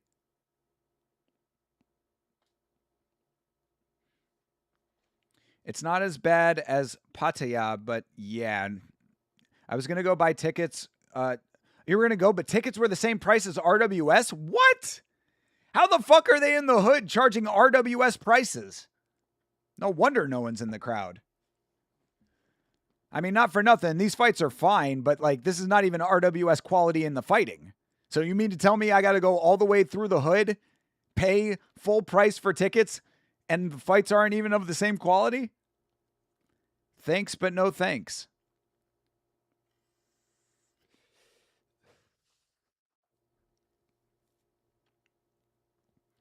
All right, red corner getting his dance on. He didn't do the Dragon Swan. But he does do the lateral sachet.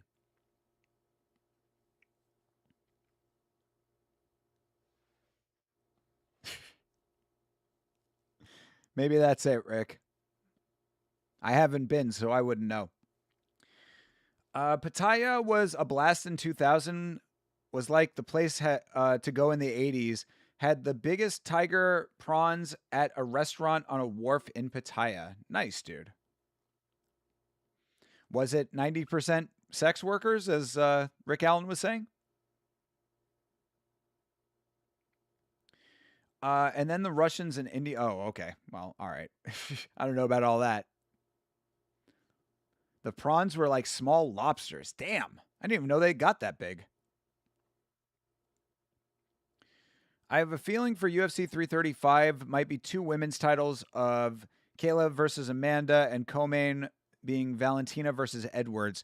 Valentina versus Edwards is probably not too far off at this point. Jocelyn Edwards has been really making a name for herself, finishing her fights. Certainly making a believer out of me. It's fight over fight, you know, at this point.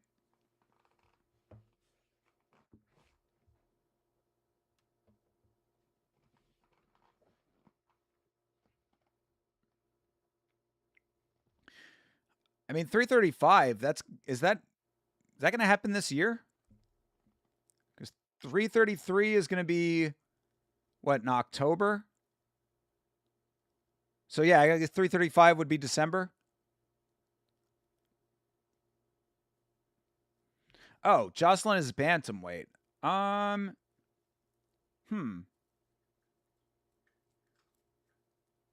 that changes things, doesn't it? Oh, yes, they were saying Shevchenko versus Silva, weren't they? Darn. That's a fine fight too, I guess. Chev's going to win that one easy, though. 2 title fights, Rick Allen's nightmare. I know. Half the chat's nightmare. Hydra's woken from a deep sleep to come into the chat just to say how much he doesn't like that.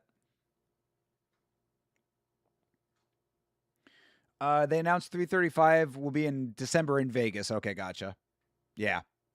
All right, that'll be the last numbered card of the year. Interesting year as far as numbered events have gone. It's kind of been up and down and up and down and up and down, you know? The huge, huge high of the White House card, technically a numbered card. A couple of weaker ones in there. Yeah, Paramount era has made things interesting in that regard.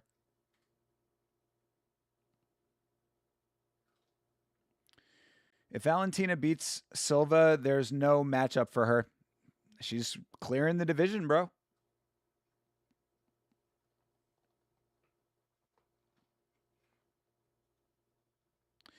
If it's 2 women's title fights, it doesn't deserve to be a numbered card. It should be converted into an Apex Fight Night. Oh, my God. You're going to be single for your entire life, Rick. Where will it be in January, I wonder? Yeah, good question. When was the last time that we did an Australian card for a numbered event? Adelaide? Oh, Adelaide wasn't a numbered event, was it? I think that was a fight night there. I don't know. Yeah, we could be due for another Australia card. Ooh, damn. Red chops the legs out.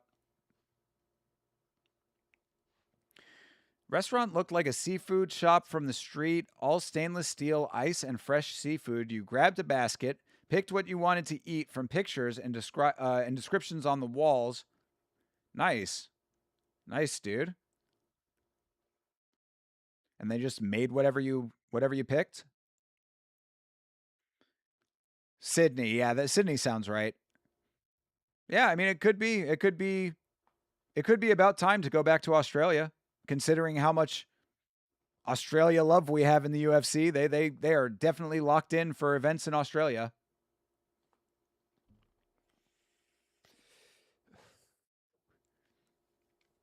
You probably love DEI and all that stuff too. You're so woke, bro. Okay there, Chud.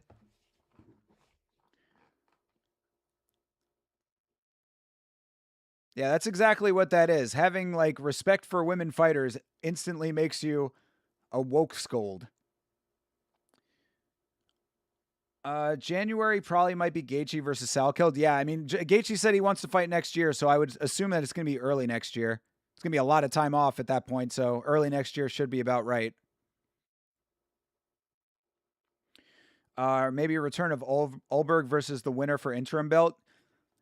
January might be a little early for Ulberg. I think he's going to be out for almost a full year. Absolutely recruiting anyone, bro. Like I said, dude, slim pickings over there at Patong. Last time that we watched Patong, there was a better selection of an audience. Oh, remainder of the story. Then you went through the restaurant and further to the pier. Was a great meal. Garlic prawns just for two for 2 people, with pineapple fried rice served in an actual pineapple. Damn, sounds delicious, Didgery Dave.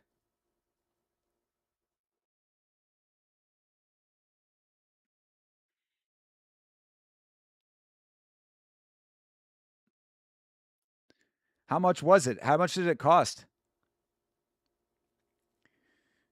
I've heard Chev won't be the co-main to Nunez and Kayla. From her diehard fans, they think she'd say no and want her own card apart from them unless main event. Maybe. I don't know. I don't know if that would suit her at this point.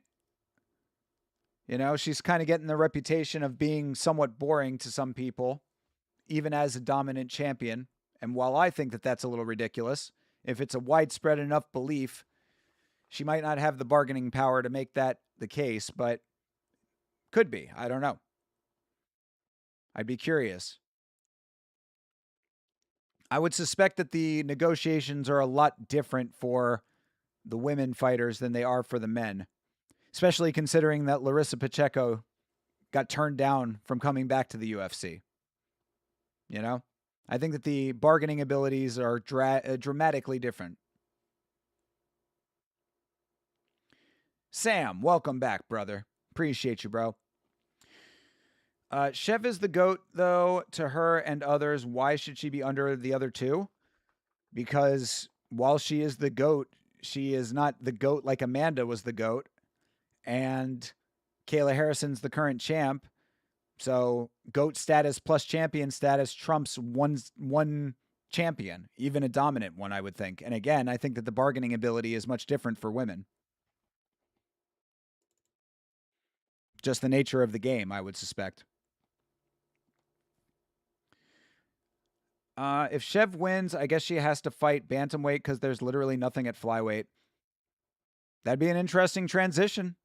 She has never really hinted that she wants to do double champ or any of that kind of stuff, has she? She's been champion for so long, it was before everybody was trying for double champ status.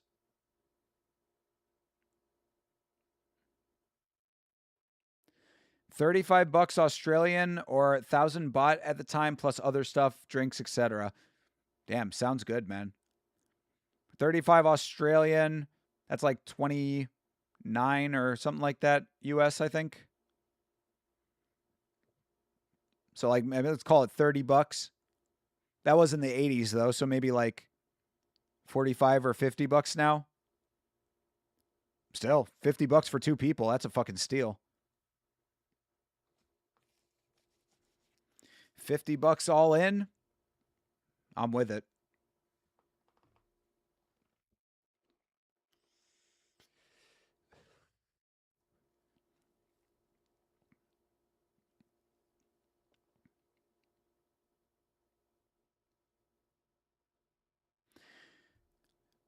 I feel like these Patong fights are lacking intensity that we sometimes see in Muay Thai.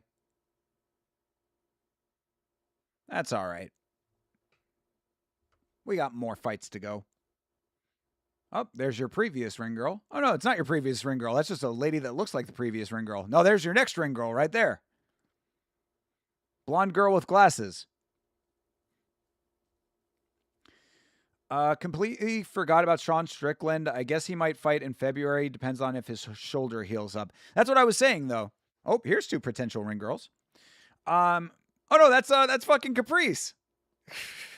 Caprice is in the audience now. She could legitimately be a ring girl. But yeah, no, what I was saying before is that the pickings as far as championship fights go is a little slim right now. You know?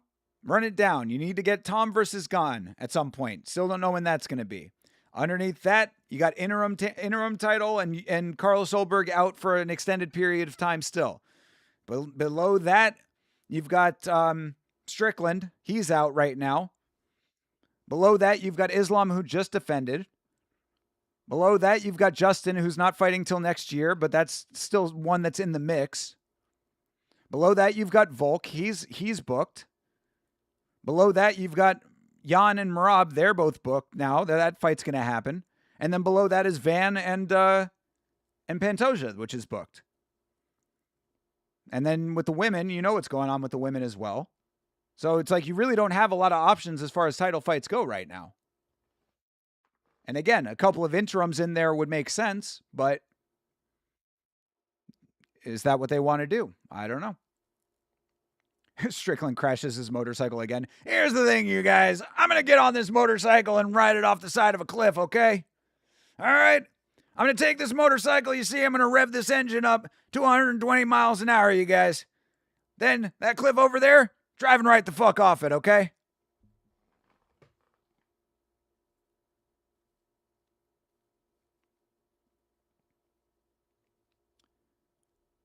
Plus, Dana has to negotiate with Eddie Hearn.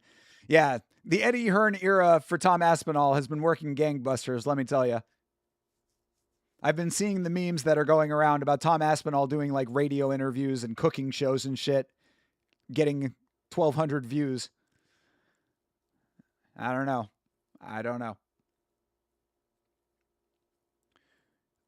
Didn't she get her ass handed to her by Nunes? Oh, Valentina? They did fight at one point, did they not? If so, then yeah, I mean, what weight was that at? Was that maybe before Amanda moved up? Could have been. They have been talking about that rematch too. Eddie Hearn in the mix helps nothing, bro. Exactly. Fought twice? What? No, they haven't fought twice already, have they? Thought they fought once. Hearn is fixing MMA one day at a time. Exactly. He's fighting the good fight for better pay for one fighter. I wonder how that's working out. You know he's going to start talking bullshit when he says, here's the thing, you guys. Exactly, dude. Yeah. And that is always how he starts his sentences, so generally, it's all a bunch of horseshit. I think the second fight is very close. They fought at 135. There you go. That's what I thought.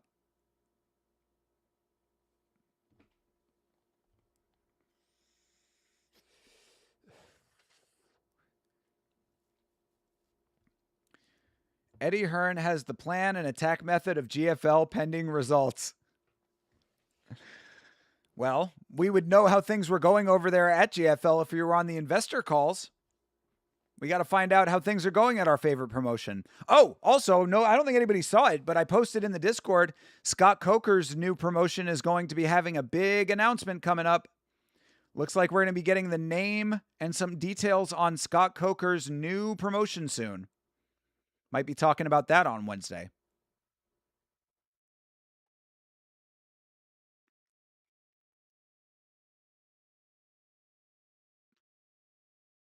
Amanda and Valentina did fight twice? Damn. When did they fight? When was the first time? I thought they only fought once. When was the first time? Was it pre-UFC?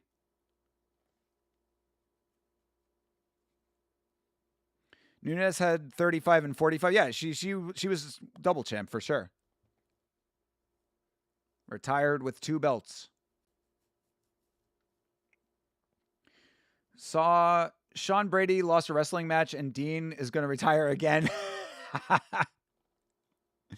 I mean, I agree with CTE saying that Dean needs to just lean into the villain arc at this point and corner Sean Brady in his next fight anyway. Ooh, that was a dirty kick. Just because you bow at the end of it doesn't mean it's not dirty, bro.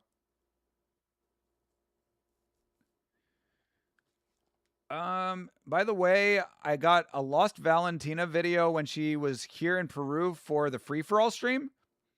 Okay. Send it over. Is it the footage of her on the dating show or whatever? Or not the dating show, the competition show where she like punched the guy? Or slapped him or something? I've seen that clip before. I don't know if it was from Peru, but I guess if it's from Peru, then fair enough.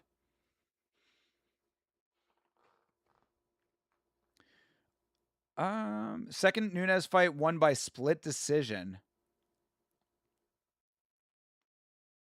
Oh, second fight Nunes won by split decision. UFC 196 and UFC 215. Okay, damn. Well, there you have it. I am not as encyclopedic of a reference as I would hope to be, but that is interesting.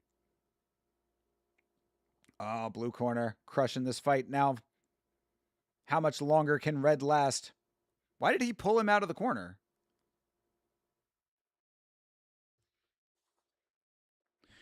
Oh, nice fucking teep to face. What if Sean gets slimed out by Bonfim, and what would be next for Dean? I mean, Sean doesn't get cornered by Dean, I don't think, right? But if Bonfim slimed Sean Strickland, that would be a very dark day for this sport. Google's free? Well, I appreciate you doing it then. Because I ain't out here trying to do all that kind of research midstream. I'm just going to say she's a good dancer. Okay, I'm with it. Yeah, send it on over, brother. We'll check it out. When you do your UFC rewatches, please do not watch my watch along round 1 Gage Young. The glaze was insane. Okay. We'll talk about it on Monday. Tomorrow.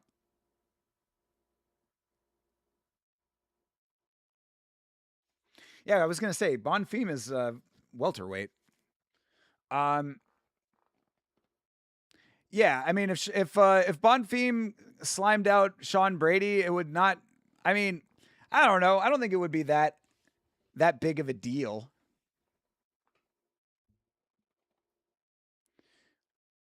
But how would it be for Dean? I mean, getting slimed out would not be the big deal for Dean. What would be a big deal for Dean is if the fight went 5 rounds and Sean Brady was not doing anything.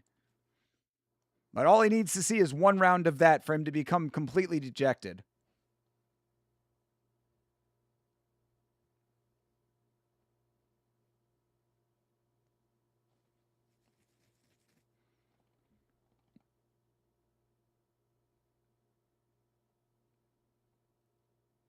Oh, you're saying that Valentina went up to fight Amanda and was going for double with that?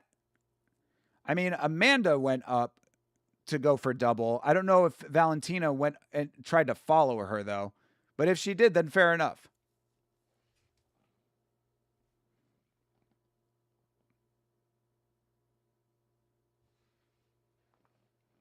And then he retires again. I mean, yeah. I mean, it would be certainly hilarious if he tried to play that game and got checked on it twice. But he'd only have himself to blame, so, whatever. Dean had 5 rounds to be the coach. We all call him coach for and did not live up to his name. Definitely true. He was already clocked out after round 1. Like Dean said, only if he gets a noti on his Cash App. Damn, dude. That is even more scumbag. I don't corner for the love of the game, but if you pay me though. Okay, coach. For that level of cornering, who's paying for that? Who's paying for that non-cornering?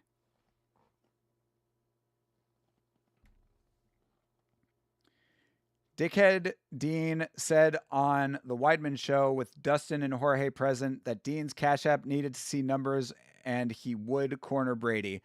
Yeah, I have no idea why Sean Brady would ever pay money for the level of cornering he was giving Jillian Robertson.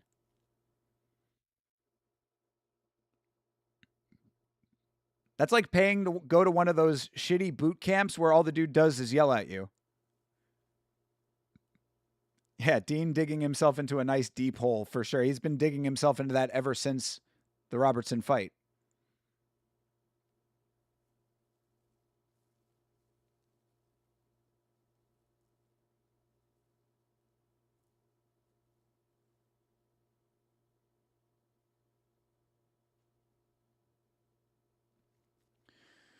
Remember when Kobe called out Dean for being Tyron Woodley's water boy? I do not remember that specifically, but that is very funny.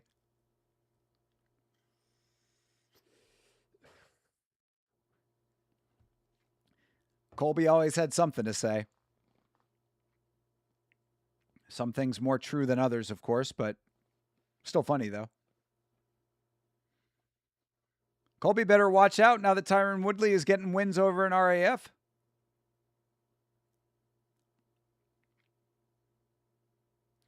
Did I tell you about how I was on the UFC BJJ stream and people were like, you guys didn't care about Jillian before 3:30?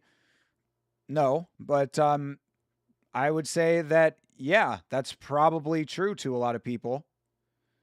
But had it not been for Dean Thomas and what he did, I think a lot of people still would not care about Jillian Robertson, which I don't agree with. I thought that she had a good chance of winning that fight. I think we talked it all through on the podcast, but the fact that she kind of got overwhelmed in that fight and couldn't never really find her confidence. I think that She kind of defeated herself mentally before the fight even started, I think. But aside from that, like I said, I mean, she was a very she was a winning fighter for a long time. You know, most finishes in women's MMA for a while there, if not still. Or most submissions. She had one of those records. So yeah, I mean, you know, to say that a lot of people didn't care about Jillian before 3:30, I think is accurate. If they didn't care about women's MMA at all, or weren't paying attention to her specifically, and had they not seen her get berated by her coach and see Dean Thomas do what he did, then they probably still wouldn't care. MMA is very much what have you done for me lately, you know, with a lot of fans, I think. Another reason why I don't particularly care about having fighters on the show. Your stock raises and drops fight over fight.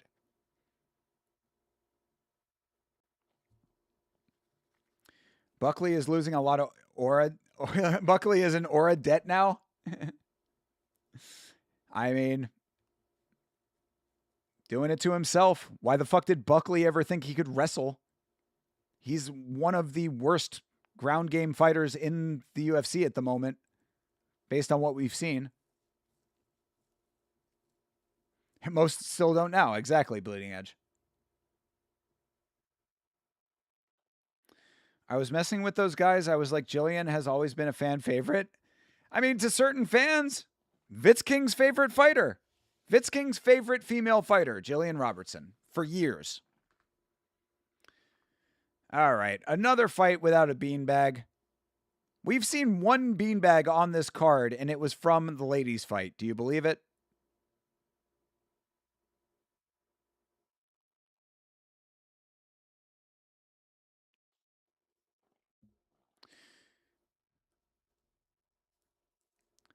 Can't argue. It's great advice. There you go. I still remember Buck calling Conor McGregor and went on an unnecessary beef with DC. I remember that, definitely. Yeah, embarrassing. And then he got pissed off at the fans for getting pissed off at him about it. Not pissed off, but just calling him on it. You know? All the fans that were like, bro, that was the dumbest call out I've ever heard. And he was like, oh, man, you got to shoot your shot, man. Blah, blah, blah. Shut up. Yeah, Buckley has navigated his career rather poorly. We just talked about Buckley on the last free-for-all. Taking shots at Israel Adesanya.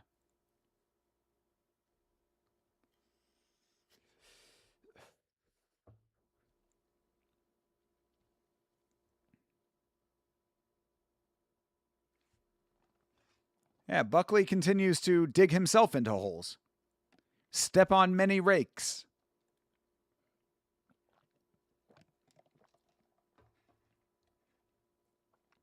The Lionheart from Thailand.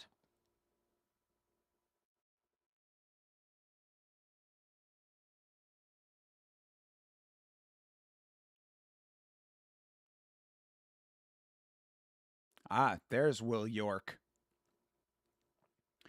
I saw that, and I think his fans are not able to defend him. Yeah, I mean, come on, man. Let's be completely honest here. Like, how many hardcore Joaquin Buckley fans are there that would be defending him anyway? Joaquin Buckley maybe has like one Twitter account that's like Joaquin Buckley super fan. But I would venture to say it's probably not a tremendous amount that are like, man, Joaquin Buckley, that's my guy. Definitely not after the last couple of fights.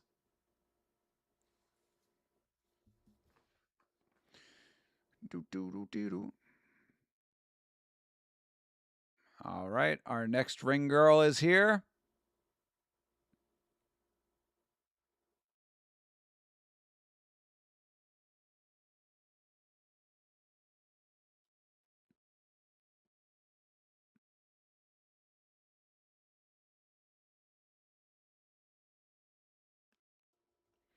She got a henna tattoo.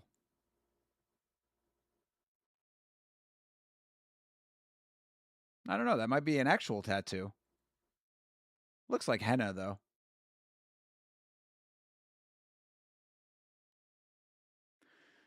He's the reason why Malat is the favorite to win. Exactly. Although, I mean, like, that actually might be a winnable fight, considering that it's probably going to be mostly striking. But Malat is dangerous, man. Plus, he just had his big OVO crossover. So you know he's up. He doesn't want to lose it all now that he's in with Drizzy Drake. Belts are still better than RWS. That is factual. That is definitely factual. Better belts than RWS. Fight quality, not so much.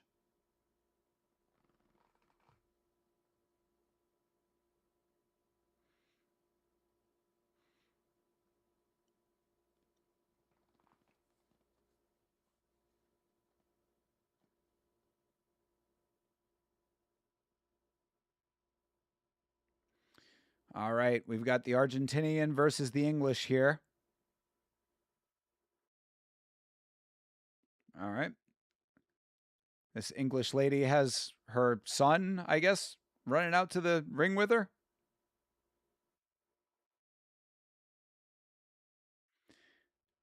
She left England far behind. I think these are all amateur fights. It might be. That might be. But we've seen better amateur fights then. Saw better amateur fights in A1 on Friday.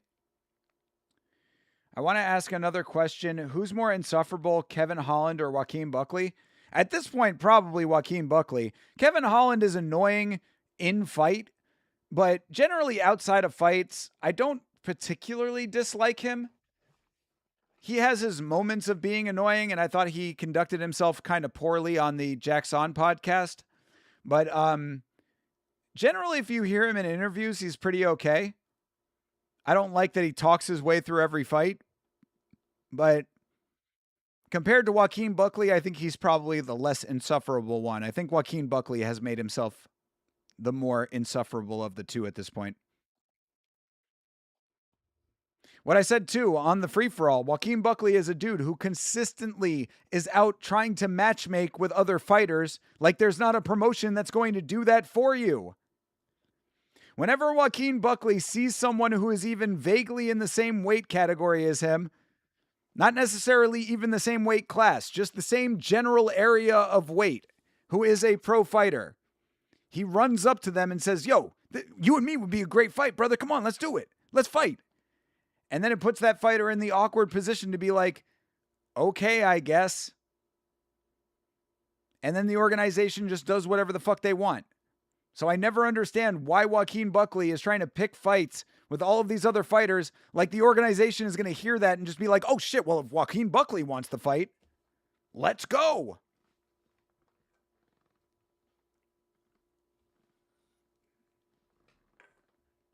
You called out Connor, brother. You are not Connor yourself.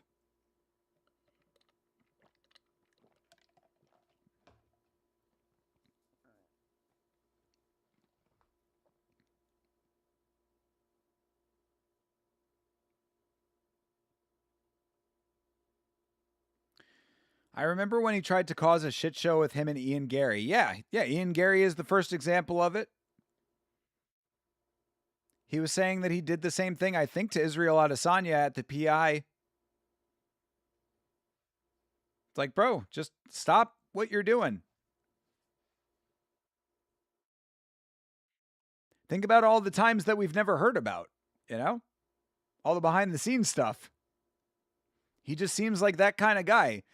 What I said about Joaquin Buckley is I think that he suffers from a little bit of the same shit that Jamal Hill suffers from.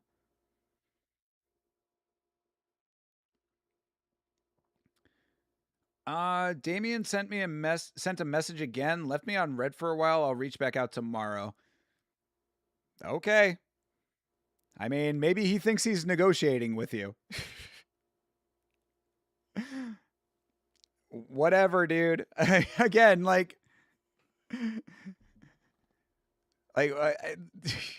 bro, people are fucking funny, man.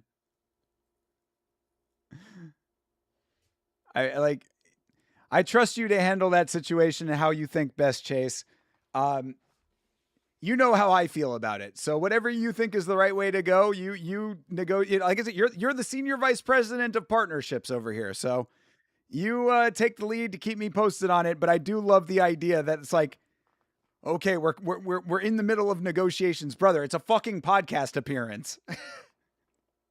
Come on the show or don't come on the show. Here is the offer.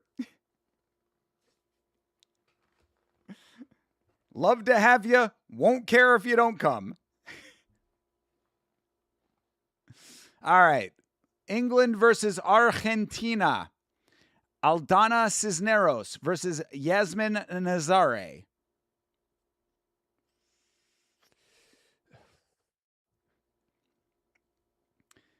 I saw the post of Anthony Benoit Smith. All right. I think that calling him Chris Benoit is a little bit out of pocket, bro.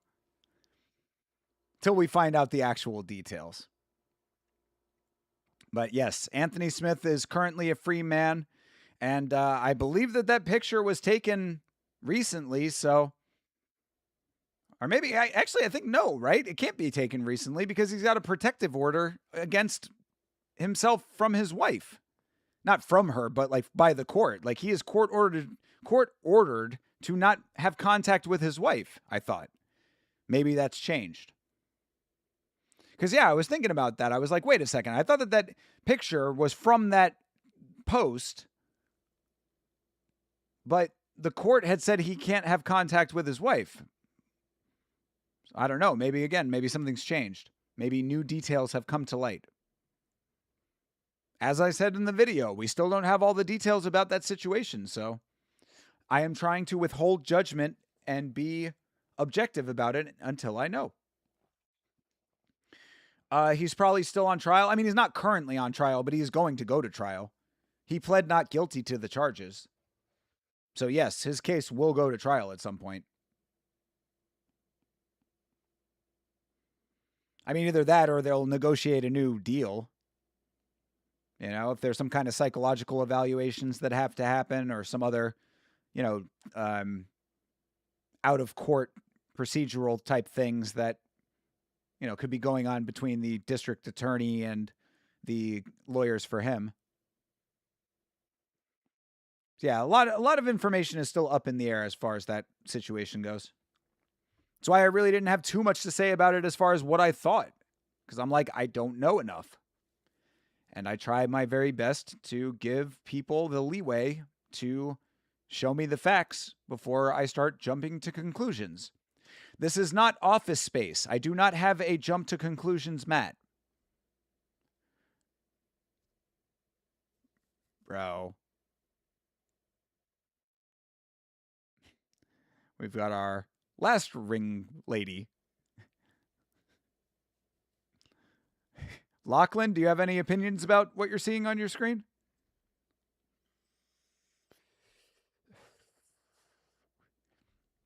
Thank you, Shirley from Australia.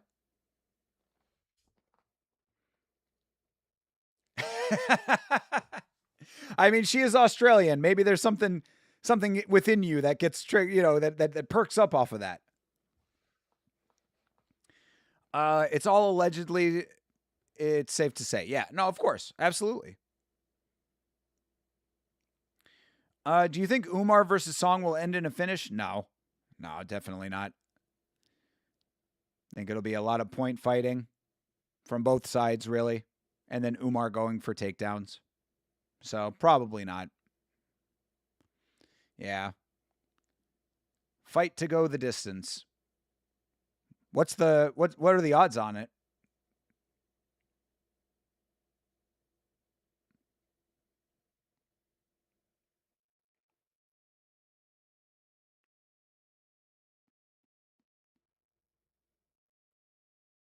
Scotland? That's not England.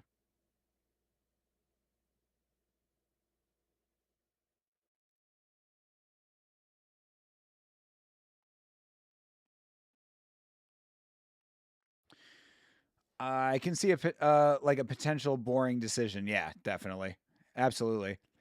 I mean, Song is very fast on his feet. He's very light on his feet. So I could see it being a lot of outside range striking, tap and run kind of situation. but Umar will probably be able to get his hands on him at some point. So that's what I would suspect. Probably a lot of outside kind of point striking from both sides, and then that broken up by Umar getting takedowns and then Song being able to get back to his feet. We'll be watching this like early in the morning. Saturday is early fights. Is that this coming week? No, is it? I don't think so, right? Oh, it is. Yes, it's the main event next week. Yeah, early card. I think that's either 2 a.m. or 3 a.m. start time. Local time, that is. East Coast. Yep, 3 a.m. I love a 3 a.m. start time. Get this thing started at 3. Enjoy the rest of your day. 4 a.m. this weekend? Yeah, for you, makes sense. Yeah, 3 a.m. for the prelims on the East Coast.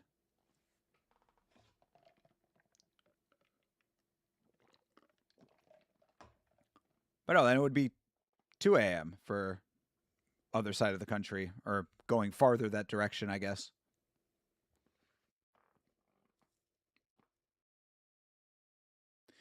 That is the one thing about Patong that is a little bit annoying, is that they play the same fucking loop of their theme song for the entire event.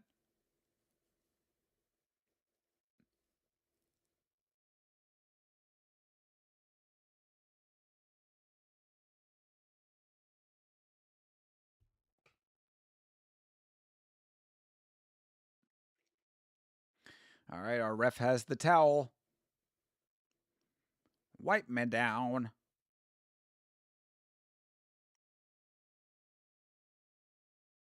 All right. Round number 3.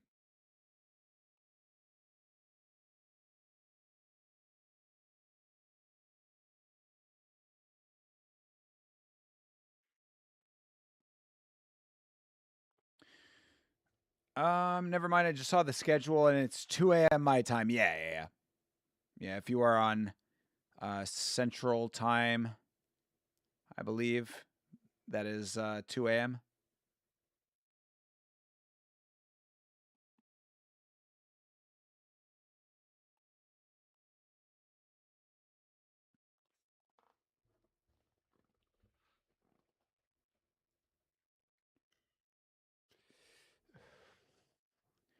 Couple nice kicks being traded with these ladies.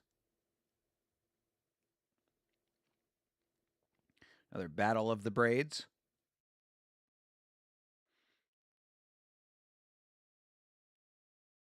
Nice kick up top for Argentina.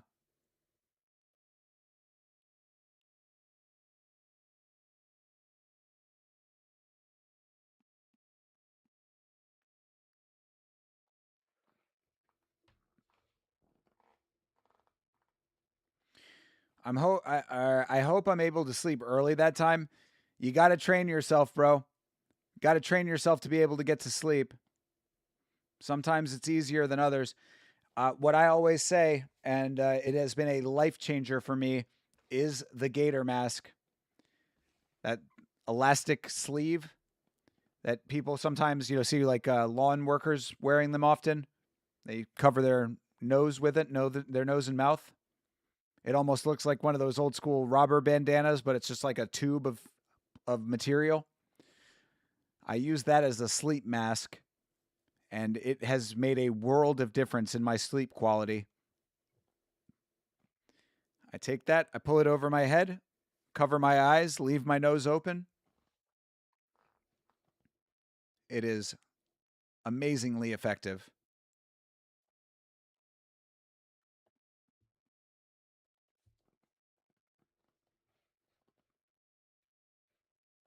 A lot of kicks going back and forth.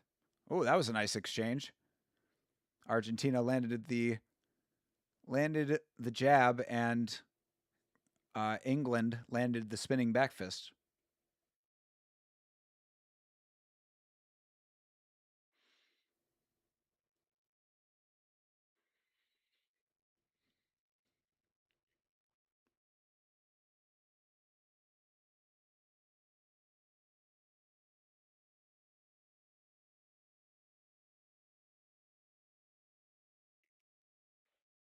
No nonsense lady ref.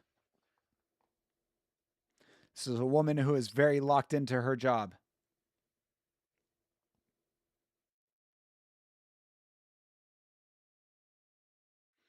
All right. Kick to body to start it for England. That's Yasmin. Yasmin Nazari and Aldana Cisneros from Argentina. I will soon be one who summons the Baba Yaga. I just spit bars in a voice memo. Damn, did you lay down the law, Chase? What did you say? Shit, I can't wait to get caught up on this situation. High level dealer over here, Chase Parton. I love it. Chase Parton is becoming a businessman before our very eyes. Wheeling and dealing Parton. Love to see it.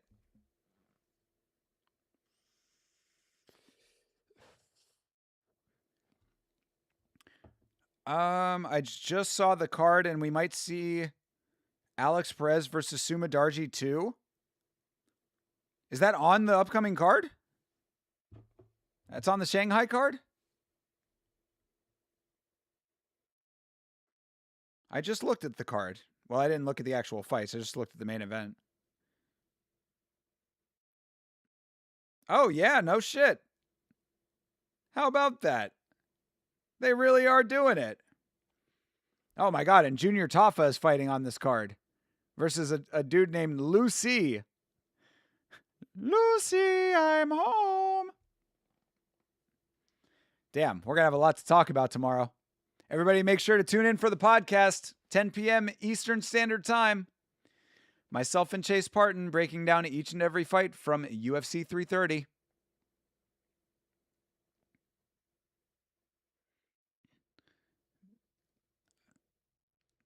All right, and that'll do it. I think England took that fight. Oh, wait, we have one more round. My bad.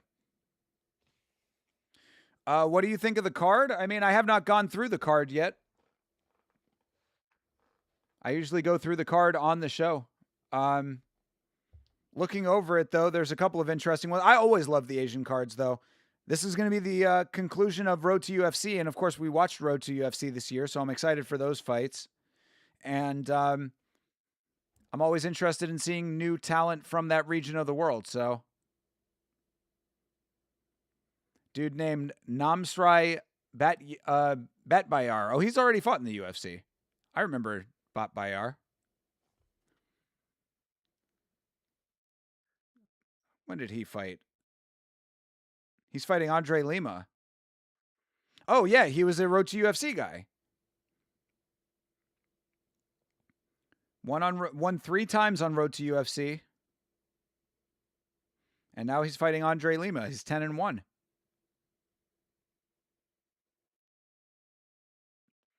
Ray Saruya versus Kevin Borjas. Jack Jenkins versus Sean Woodson. That's a good fight, potentially. Sean Woodson getting a bounce-back win, I would think.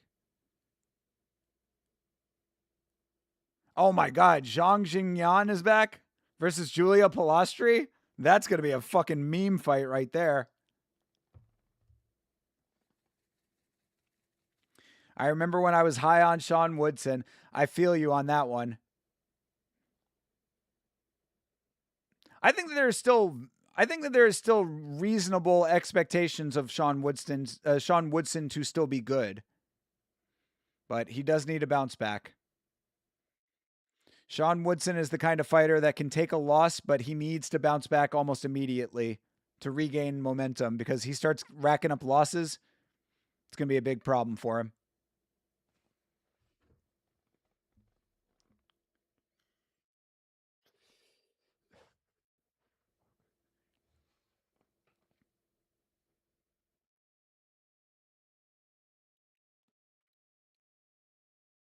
Oh, clinched her up around the neck and got a knee in the exchange. Damn, England not taking any prisoners.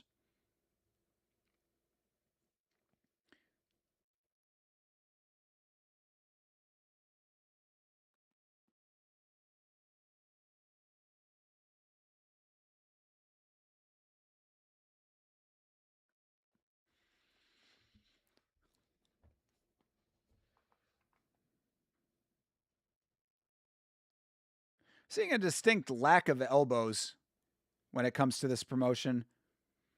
We saw more elbows in the kids fight at the beginning of the card than we've seen since then. Nobody's really throwing elbows in this Muay Thai competition.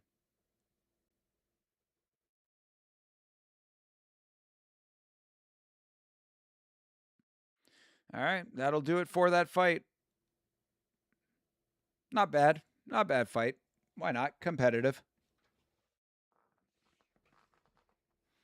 That was our co-main event. So we've got our main event coming up. We will close this thing out.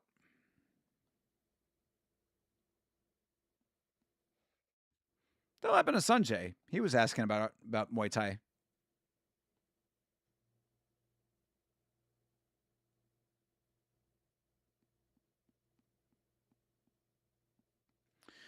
Oh my days, guys. It's Junior Tafa and C. Lu. And we could see a brutal leg kick TKO because they never check leg kicks or a lucky fraud check. Yeah. I mean, bro is jumping the line, is he not? C. Lu. The Oriental Dragon, as opposed to the Western Dragon.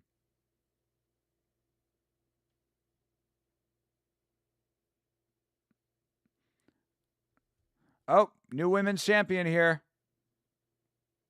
All right. England won the fight as I expected. Good deal. I think she was doing the better work in that fight. Good job. But actually, no, I'm looking on Tapology right now, Johnny. It is no longer Junior Tafa. Junior Tafa is out of that fight. C. Lu is going to be fighting Levi Rodriguez Jr. That big fucking dumbass. I am all in on China on that one. I did not like Levi Rodriguez Jr. That's Chase Parton's a bigger fan, but I was not impressed with that guy. Don't like him. He's the dude that just lost to oh, good. What was Franco? What was it? Felipe Franco?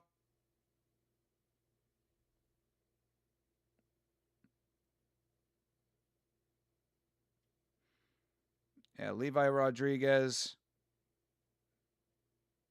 Yeah, he lost to Felipe Franco in July. Tafa didn't want that smoke. Bro legitimately might have been just like not interested in traveling to Shanghai. Nah, I don't really feel like it.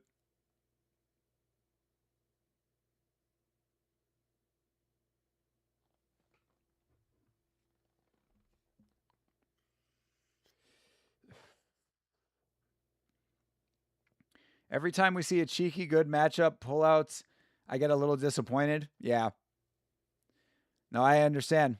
You must not have been very happy with Yair Rodriguez, considering that Noche's main event is now John Silva versus Miguel Delgado. What the fuck?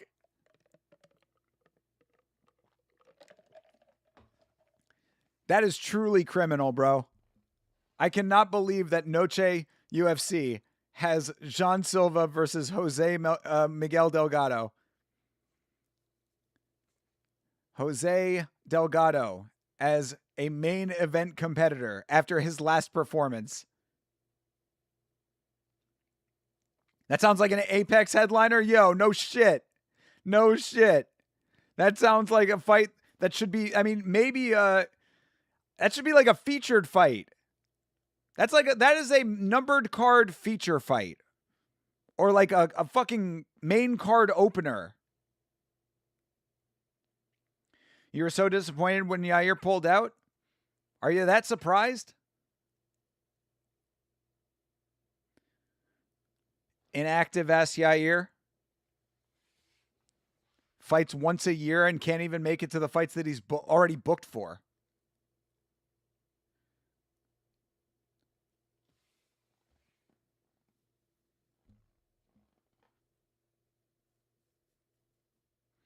All right, Australian Shirley is back. Look at her. Barefoot and holding a belt.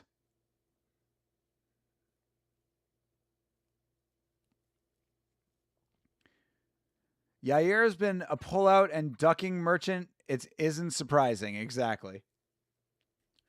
That's the thing. It's been so long since his last fight. I thought he'd be available finally. He was available. He just decided he was hurt. It's not that he's not available. He was available until he decided he wasn't available, you know? He was available until he said, I don't know about all that. Noche, representing my country, representing my entire culture, my heritage, my people. I think my toe hurts. Or whatever it was, of course. I don't know what his supposed injury is, but yeah, not a great look. I don't know why he said yes if he isn't 100%. I mean, at least I do understand that to an extent because, yeah, you pick up the phone if they call. But still, I mean, I don't know. I wonder how the organization views that. Like, do they think it's better for people to just not answer the call, or do they think it's better for them to accept the fight and then pull out? I would suspect it has to be the later, right? Has to be the latter of those two. Because now they're scrambling. At least if he had said no up front, they wouldn't have to scramble to find a replacement and end up with fucking Jose Miguel Delgado in a main event.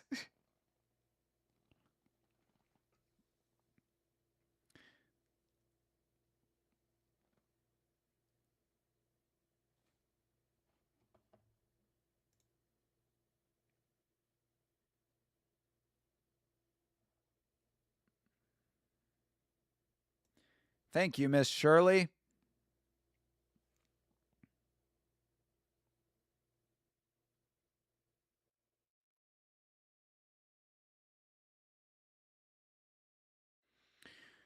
All right, this is the light heavyweight championship right here. See if we can close this thing out with a beanbag of some sort, for fuck's sake. Pitnum Noi on the shirt. Ring announcer opened the vest. Hit him with the Superman pose. All right. Vojtek Sosna versus Abu Rakhmanov Omar. I would assume that's Omar Abu Rakhmanov. One is from the Czech Republic and the other is from Russia.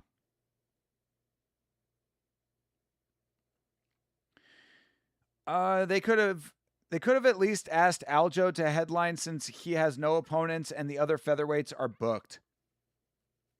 Well, then who would they have put him up against? Against one of those guys? Or against Jean Silva? True. Yeah, that actually is not a bad idea, honestly. But neither of those people would be Mexican, though. They need Mexican representation in the main event of Noche, my man.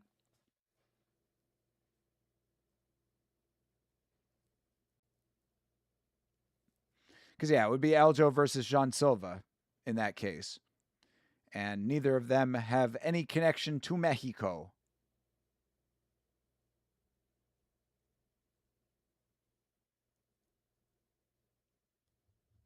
But then again, I mean, during Noche at the Sphere, they didn't have Mexicans in the main event. Right? Co-main and main event were not Mexican fighters. Well, Alexa Grasso was in the co-main. But yeah, main event was Merab and Sean. Since Lopez already fought Silva. Yeah, well, definitely that, yeah. Plus, Lopez is so fucking far ahead at this point. He's on to bigger and better things.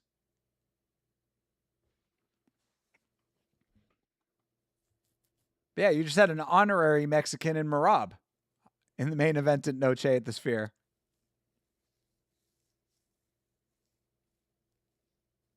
Remember when Jake Paul had to go in disguise to Noche? Jake Paul went and booked himself a full outfit. Bro put on the big nose and bushy eyebrows, the Groucho Marx. He went incognito to be at Noche.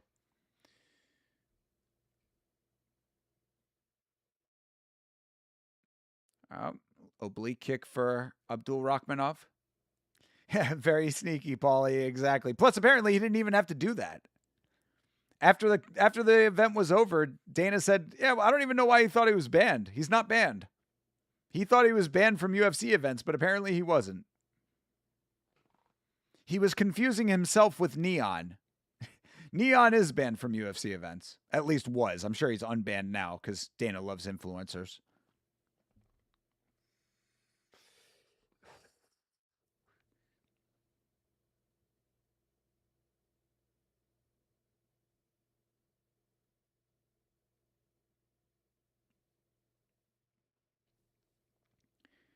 People forget Kendrick Lamar. It wasn't Terrence Crawford was at the event. That was even before the Paramount era where the graphics have been the worst we have ever seen. I do not know how it is okay that they consistently fuck up the graphics on UFC broadcasts at this point. The graphics department is fucking terrible right now. I'm somewhat convinced that it might be being handled by AI. I think that they might have some AI integration into the graphics right now that is causing them to have tremendous fuck ups when it comes to graphics. But of course, you know how Dana feels about AI. Shut the fuck up and watch the fights. Okay, Dana, we will.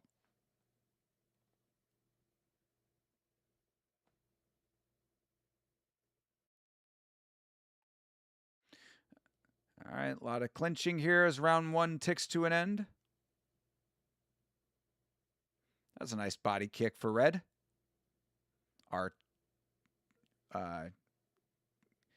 what's that? Chechnya? Our Chechnyan king.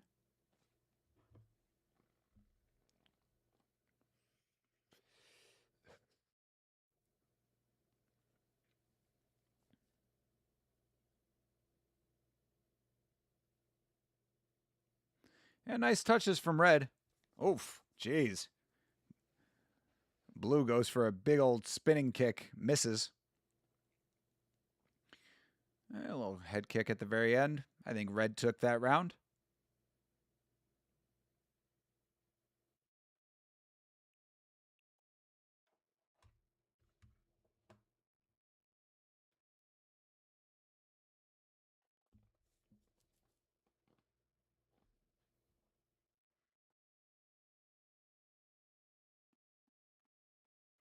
I saw a fan caught Dana watching that shit show Brand Risk.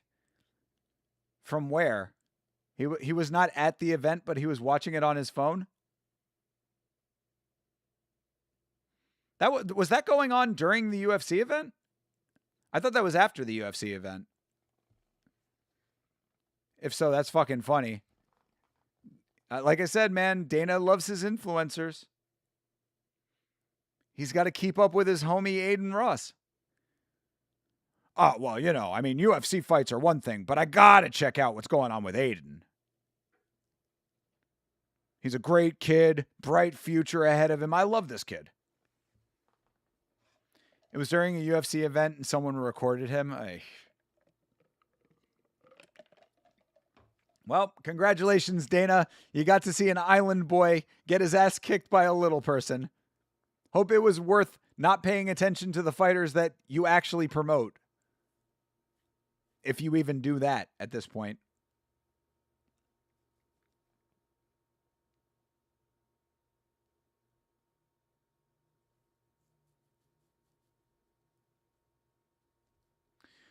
Why do you think the UFC hasn't treated Yair like they treat Arman? Because I mean, I think Arman's situation was a little bit different. Because Yair has not ever nearly tanked an entire event. At least Yair has pulled out of fights with enough lead time for them to effectively rebook the fight. Arman pulled out of a fight the day before. You know, they had to shuffle an entire card around because of Arman. So I think that might be why. And also because Arman is an unlikable person. So I'm sure that if he is as much of a prick outside of the UFC as he is inside of the UFC, then they probably already didn't like him.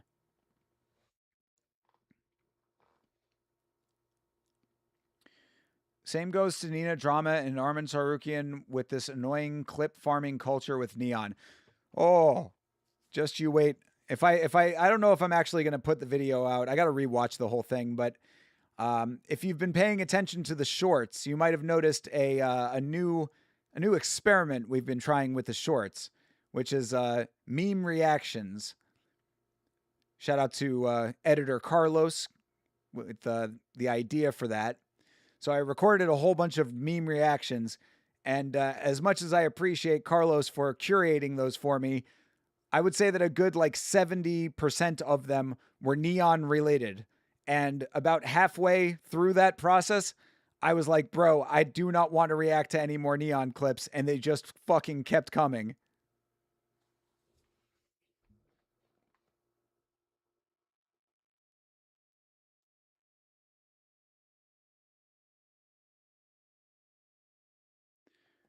You hate the clip farming culture so much. Yeah, I mean, basically the conclusion that I came to when I was watching all the Neon clips is it's like you're just watching poor comedic acting. That's all that it is. They're doing all of the like none of it is authentic. It is all played up for the camera and for the clip.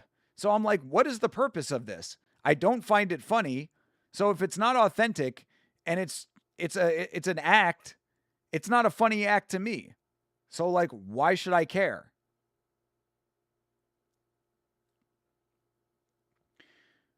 I actually mentioned this in this chat once that I think Nina and other streamers are ruining the sport. Why would they be ruining the sport with that though? You don't have to watch it. I only had to watch it because Carlos sent it to me. Generally, 99.9% of the time, I never interact with that content. Kick has so many degenerate people there. Yeah, they are very lax with their TOS.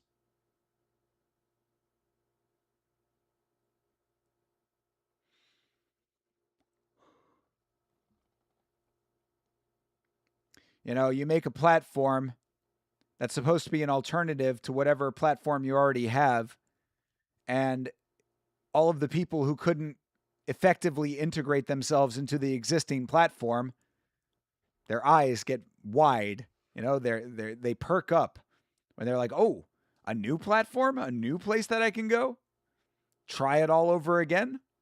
I'll give it a shot." I think the content is just pushed onto us so much, like our recommendations, and I'll keep hearing people talking about Nina. Yeah, but again, I don't think that ruins the sport. It might be annoying, but you know, I mean, we're in the short attention culture, bro, and just scroll past it.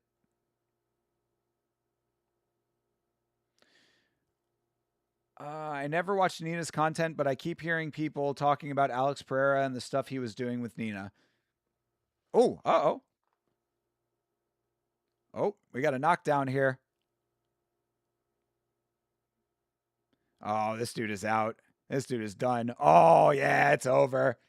That's going to be a beanbag. Hell yeah. All right. Beanbag to end it. Not boo. God, I got to change that.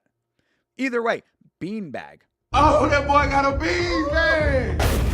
Ooh, that's a beanbag. Let's see those replays. Carlos, you're good, brother. Nah, it's all good, man.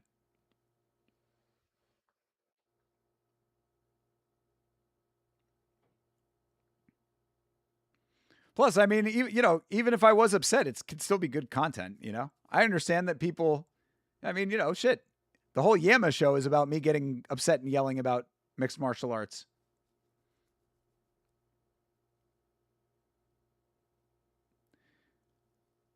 Check kicks, that is illegal to do?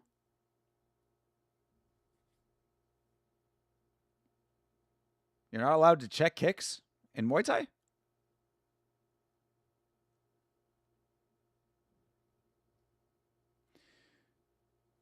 If you heard of Sewer King Just watch his content if you want to see somebody brutally critique some brutal critiques of Nina drama. I've never heard of him. He just like talks mad shit about Nina.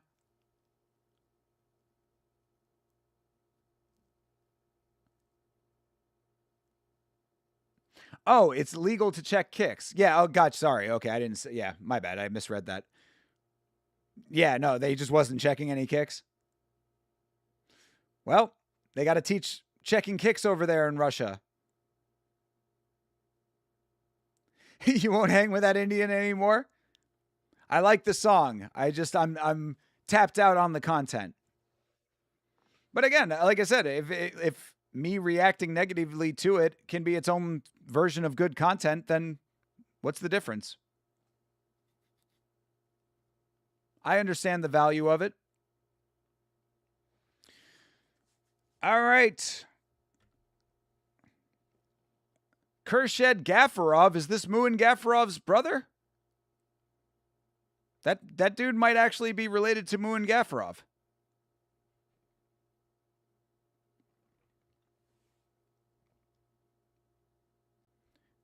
Under 3 hours, not bad. Exactly. Yes. Yeah, I was hoping for a little bit of a shorter one. Sunday nights, man, I can't be doing like the 4 and 5 hours anymore. It's too much, man. Especially for the fact that I'm going to be on tomorrow, the next day, and the day after that as well. And on yesterday and the day before. 5 days straight is my limit. And on Sundays when I'm, trying to like regroup and get ready for a work week, I just gotta be a little judicious about how I'm doing things.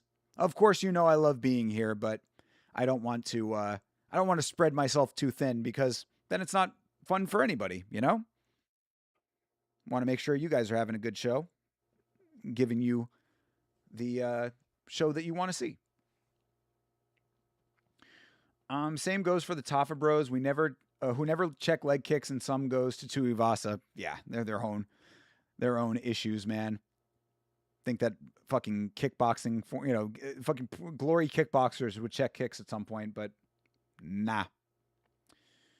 I once saw a clip of Nina smelling Alex Pereira's foot. Stuff like that just ruins the image of fighters. I mean, people would say the other side of that is that it gives fighters more personality, but I guess it's just a perceptional thing.